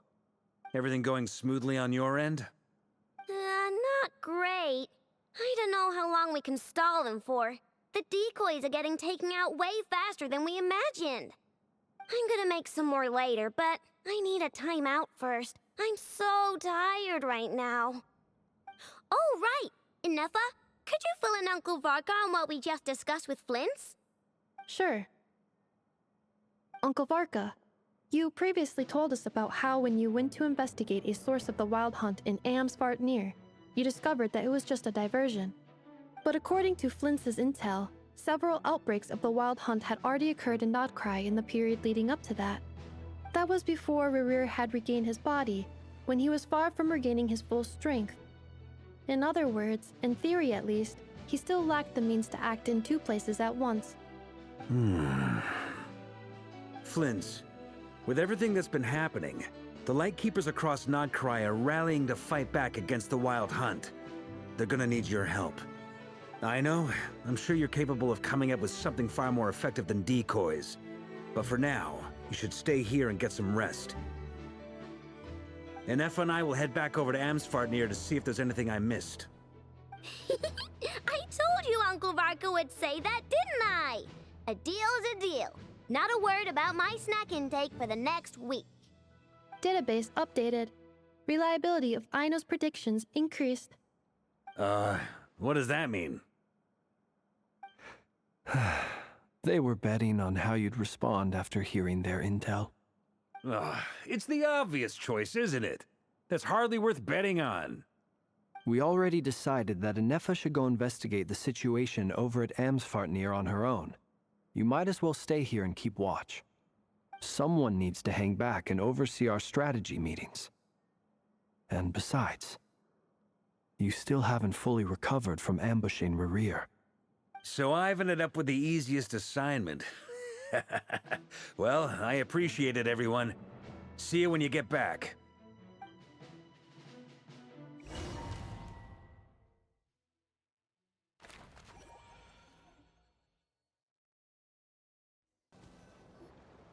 Here, this will serve as a good spot to cross over. Arlecchino, hold up a second. Since you brought us all this way, would you mind telling us what you've got planned? We still haven't got the slightest idea what's going on here. And if even Columbina doesn't know where the iridescent moon's marrow is, how do you? Simple. Because I am an inheritor of the royal bloodline of the Crimson Moon, and one of the last surviving embers of the Two Worlds' flames. Huh? Are you serious? Isn't you're a descendant of that Crimson Moon dynasty we were just talking about? The one from ancient Conria? Your surprise is understandable. I was also taken aback when I first learned of it. But the more I thought about it, the more I realized the signs had been there all along. When I was young, I discovered I could wield a very special kind of fire. It coursed like blood through my veins and smoldered away inside my nerves. What's more, whenever I experienced strong bursts of emotion or drew too deeply on this power, it was like some kind of presence within the fire would begin to gnaw away at me, consuming me from the inside out. Exactly. That is why my hands are like this, too. At first, I saw it only as a curse, but once I became a harbinger, the jester apprised me of the truth. Together with my own investigations, over the past few years, there are several things that I have gradually come to understand. For instance, take the so-called Crimson Moon. In truth, it is nothing more than the shattered remnants of the iridescent moon, fused with the abyss to prolong its lifespan.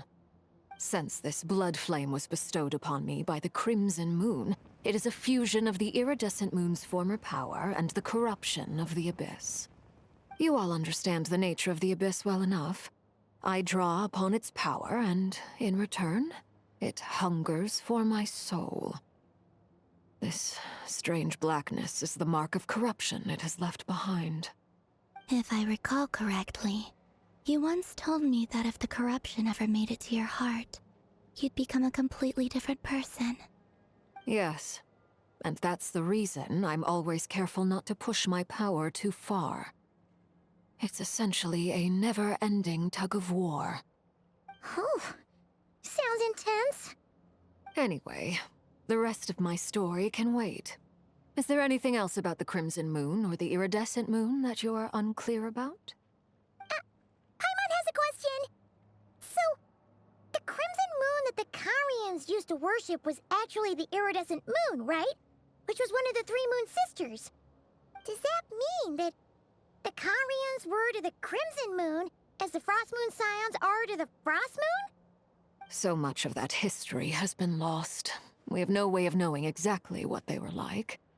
But I would suspect that the Conrians weren't as devout in their moon worship as it might appear. The iridescent moon's remains simply served as their link to the Abyss.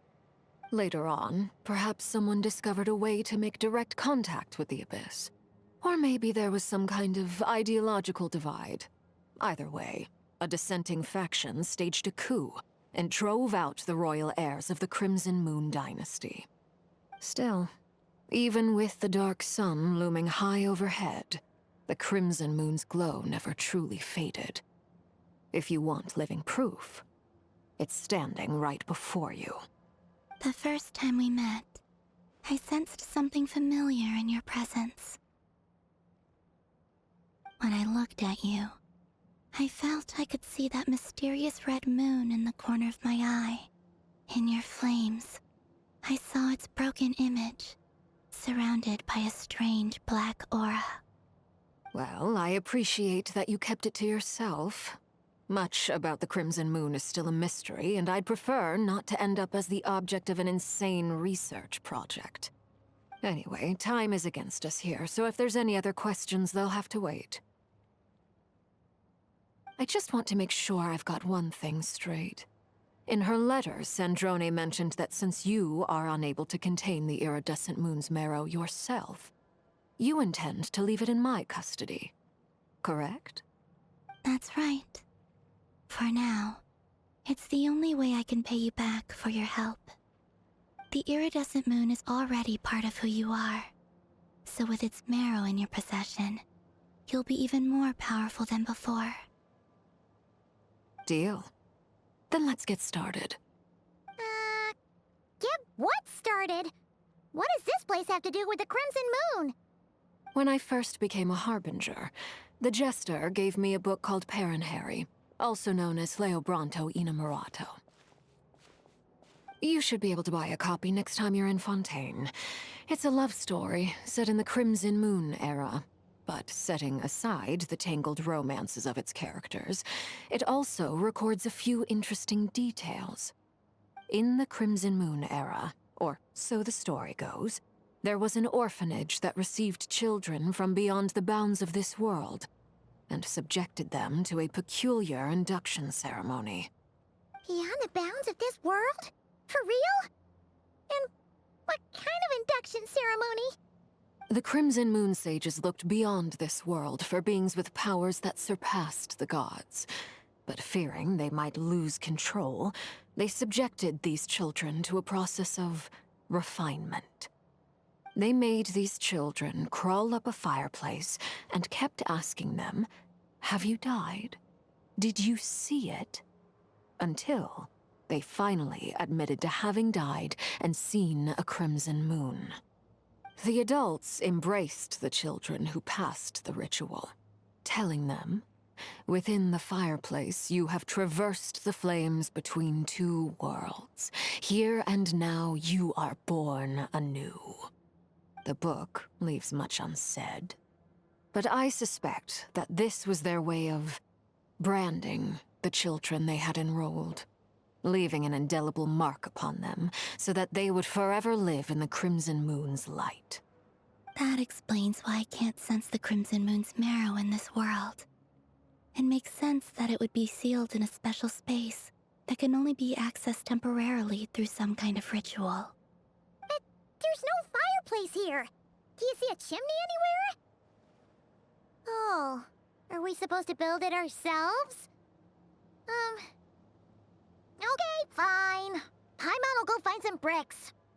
That won't be necessary. The fireplace is purely symbolic. The key to the ritual is crossing the flames between two worlds. In other words, the flames that burn within me. Those burned away by such flames leave behind a kind of ghostly afterimage in the world. In the days of Conria, people believed they could be used to bridge the gap between the two worlds of life and death. In short, I can open a passage to that space for you. That's the easy part. The catch is I'll need to stay on this side to keep the passage open, so I won't be able to come with you. Once you're inside, you'll have to find your own way.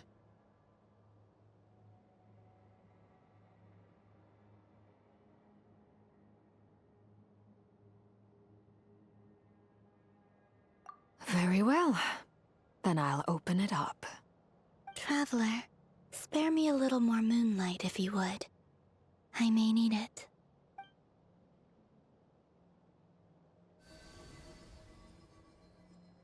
Thank you. I feel like I've recovered some of my strength now. It should be enough to move us across short distances and confront whatever dangers might await.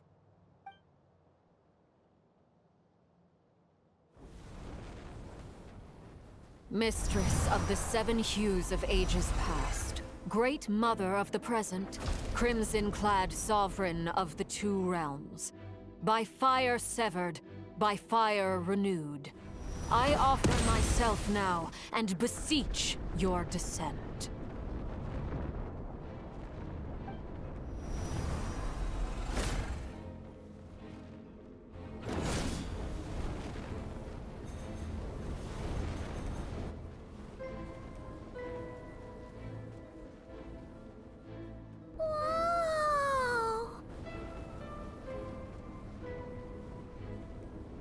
One word of advice. As you're crossing over, no matter what voices you hear, do not answer. Got it! I sense a sinister gloom inside, but also the familiar light of the moon. I feel that I am about to meet an old friend who has changed beyond all recognition. All right, let's go. We should, take a break after all that running around. Yeah, let's rest here for a bit.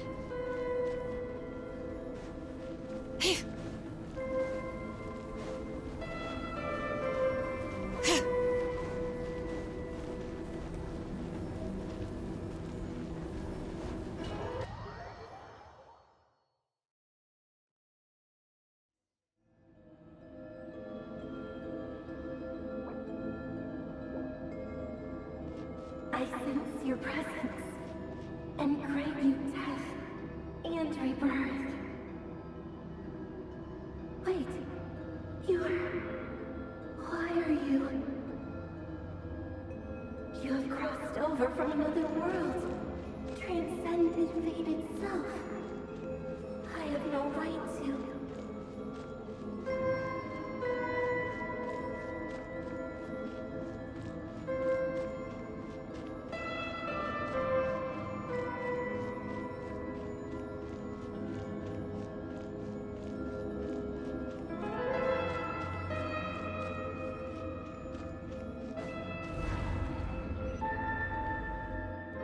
Hey! Look up at the sky! A red moon! This must be the spot, right? Is that the abyss? It's practically filled the entire place! What now? What a tragic sight. Fragments of your broken body, seized by the abyss and hung up aloft like mummified remains. Iridescent moon. Was this truly what you wished for? Careful! There's something spooky about this place. Feels like something is lurking in the fog. But Haimon's right behind you. Whatever you do, don't run off without her.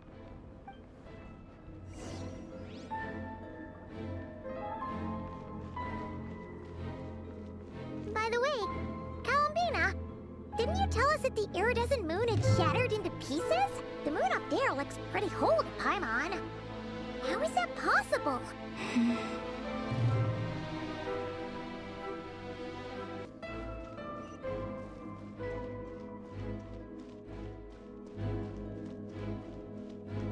just like I thought.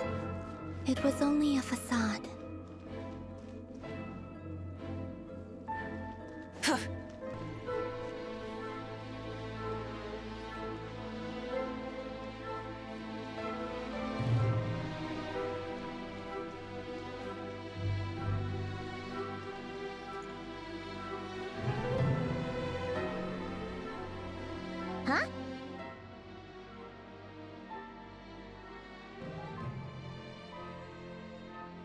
Huh? For real? That's way too high!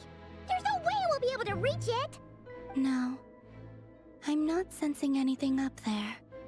It's coming from under the mountain. Let's see... Ah! There's some kind of weird shadow over the water! Wait, see that?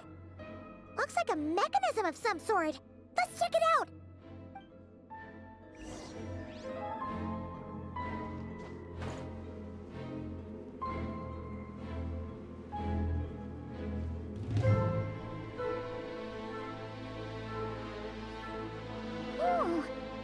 Looks like a device from the time of Karia.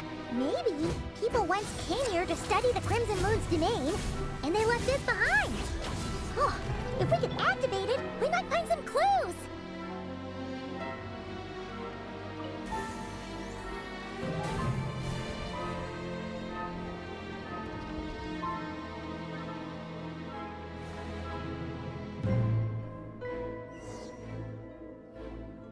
Hey, look at that! Now that the mechanism's running, the shadow in the water looks different. Do you think these mechanisms might be the key to unlocking the secret? Let's try to find more of them! Thalindis, we'll leave the rest of the research in your hands. We'll be heading back now.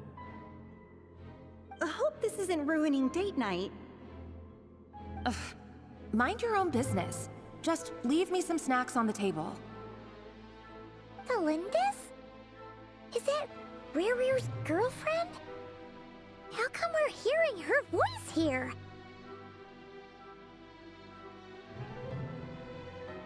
Oh yeah! So, do you think she was studying this strange space all along? The Abyss has made this space extremely unstable.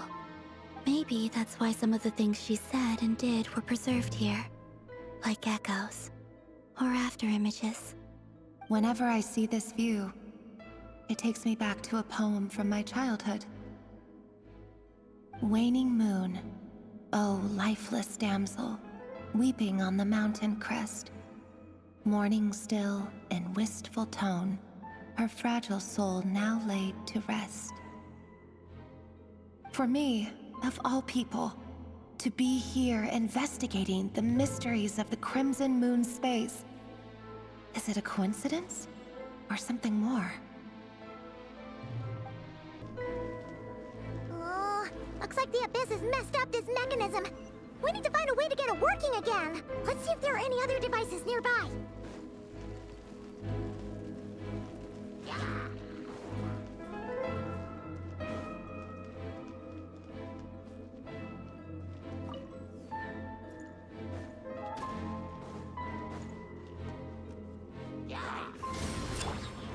Bring it! Try and stop me! It's...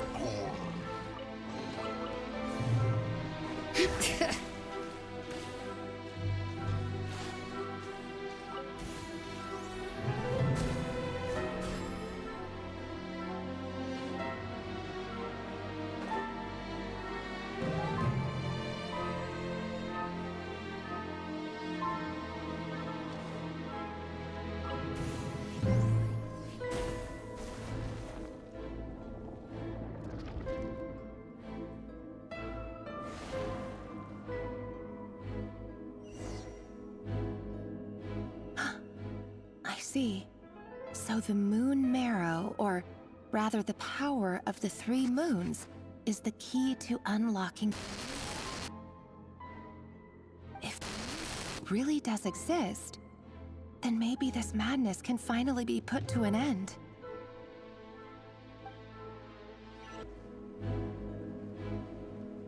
Take cover behind the rocks!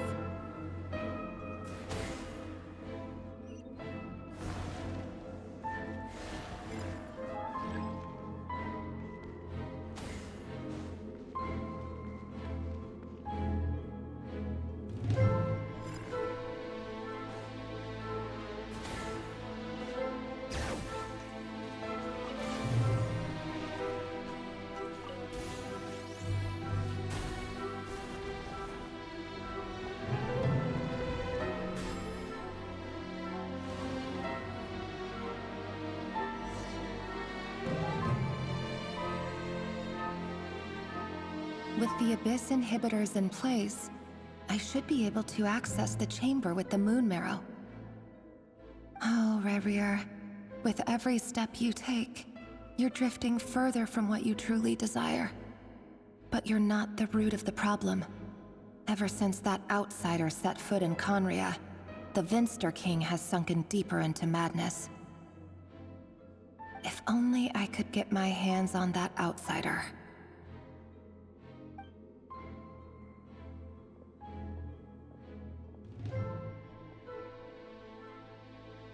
Hey look! The moon's reflection is back to normal! Felindus's voice mentioned a chamber with the moon marrow. Do you think maybe it's hidden in the moon's reflection? It must be. For within it, I sense the fragile aura of a dying soul. Then there's no time to lose! Let's go!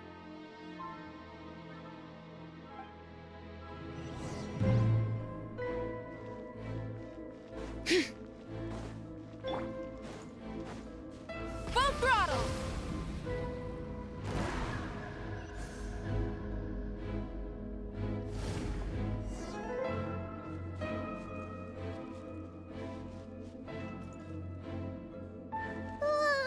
These things are so creepy! Looks like we'll have to destroy them if we want to get to the iridescent moon's marrow.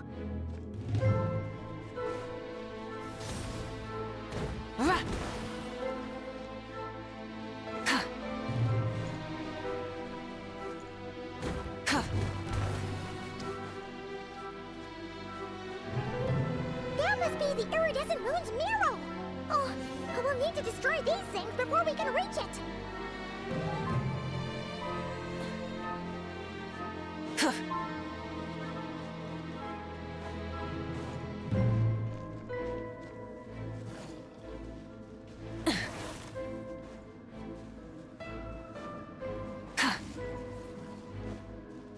Light it up! Light of the blazing sun! Incinerate!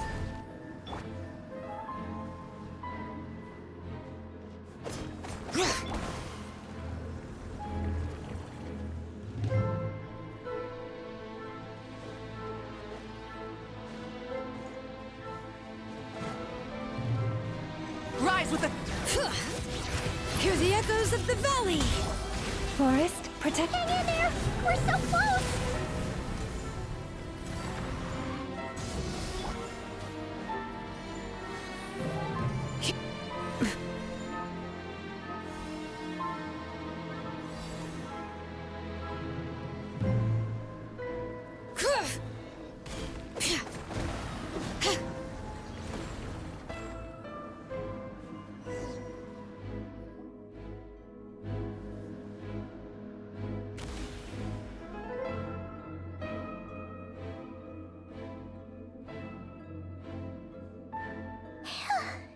We finally did it! The iridescent moon's marrow. Still burning away like an undying flame, yet now contaminated by the abyss. It has taken on a new form entirely. If we can purify the abyssal power within, we should be able to obtain its untainted essence.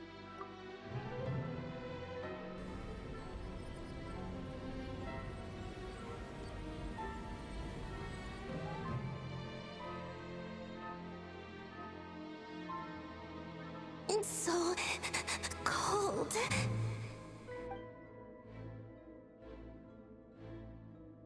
Is it you? Are you here?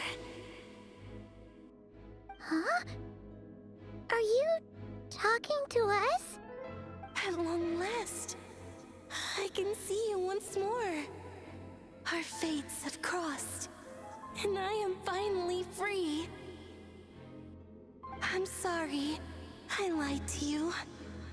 Even knowing what was to come, I still couldn't let go of the fear in my heart as death drew near. The moment the moon shattered, my body began to split apart piece by piece.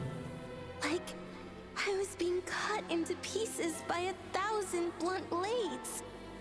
My thoughts scattered as the cold crept in. But I could not bear to fade away like that. Tell me, what was it that brought you to us all that time ago? If only I had possessed your courage, then I might have been spared this torment more painful than death. You look so puzzled. That's how I felt too when I first saw you. But trust me when I say that everything happens for a reason. Farewell, Hypo.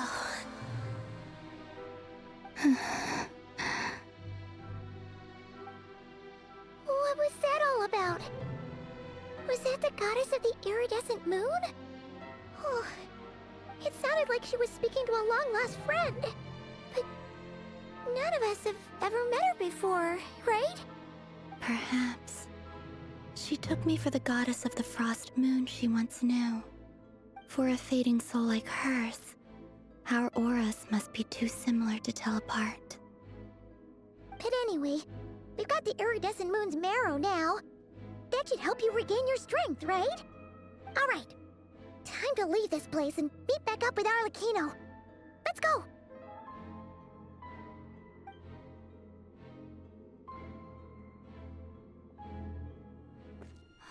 That's odd.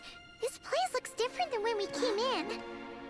Waning moon, Huh? oh lifeless damsel. Oh.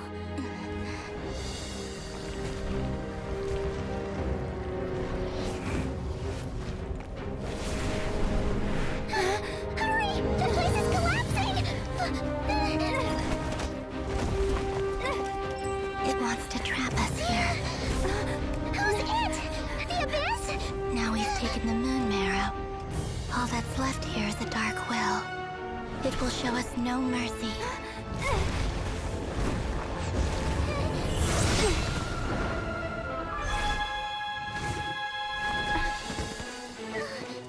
Give it back! The crimson moons! My marrow! My heart!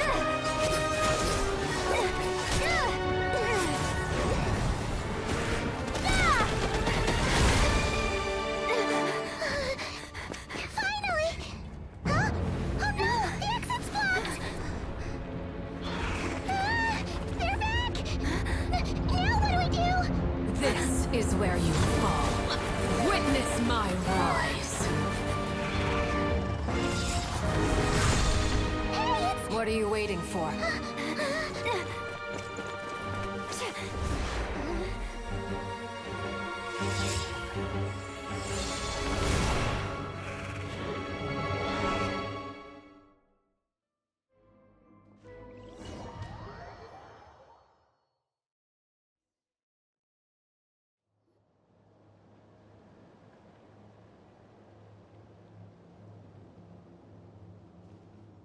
Oh, we made it! Was that you, Arlecchino? Did you save us? Wait, your hands! They're... Oh, this? Don't worry. It's a small price to pay. The Abyss wanted to trap you inside, and I defied its will by bringing you out. No wonder it's a little angry.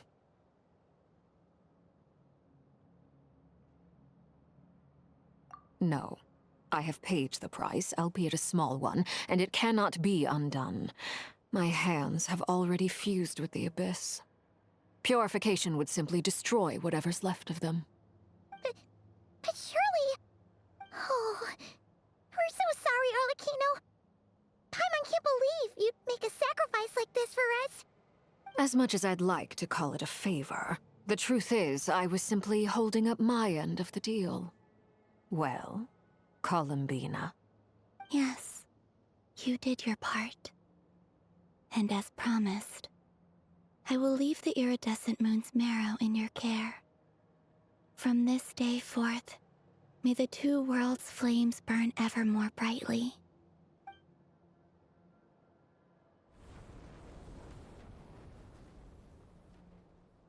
I'll take that as a blessing.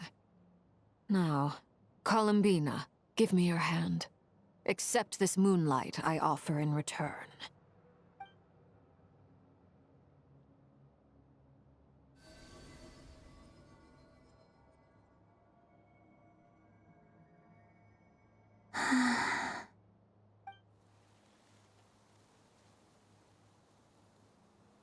Feeling stronger? Hey, Columbina! Are you okay? I'm fine. Our powers are a little at odds, that's all. By the Frost Moon's authority alone, wielding the power of the other moons was always going to be a stretch. Still, I think it's fair to say that your strength has returned. At least to the level it was at as Third Harbinger. It's still not enough. There's no way I can hope to challenge Rayrier like this. Just one more ray of moonlight, if you would.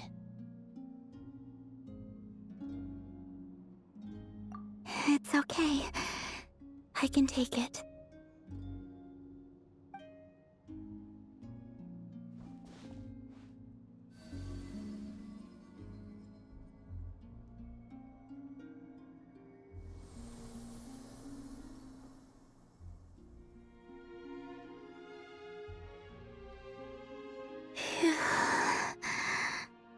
How about now? Fighting fit? At the very least, I won't have to stay hidden like before. I want to see him gone from Not Cry. The Rayheer of Solnari and his wild hunt must be sent back where they belong. Well, it's good to have something to aim for. You certainly seem more alive now than you did earlier. When I first met you, you didn't strike me as a ray of moonlight.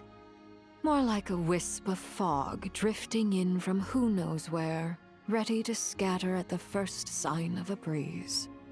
But now, you're full of vitality, just like the Frost Moon, once the brightest of them all. May you keep shining, Columbina. This is who you are. Thank you. Look after yourself too, Arlecchino. I know you have plans of your own, and that's why you're always seeking to grow stronger. But whatever you're after, don't let the Abyss take a hold of you. I do not wish to see you go down the same path as Rayrier. I appreciate the concern, Columbina. Although perhaps it's time you took a new name. A new name? Kutar, the Moon Maiden, Columbina, they're nothing more than code names. They describe who she is and the roles she's played, but they're not her real name. We often use code names in the House of the Hearth, too. But it's knowing your real name that keeps you grounded. Up till now, you've been living a wandering life, so you've probably never really cared. All I'll say is this. Once you've defeated Rayrier, give it some thought. All right, that's it from me. I'll get you back safely first, then go meet up with Sandrone. You're the best! I appreciate the gesture. It speaks to your good character. Anyway, let's get going. There are more urgent things to do right now than trade compliments.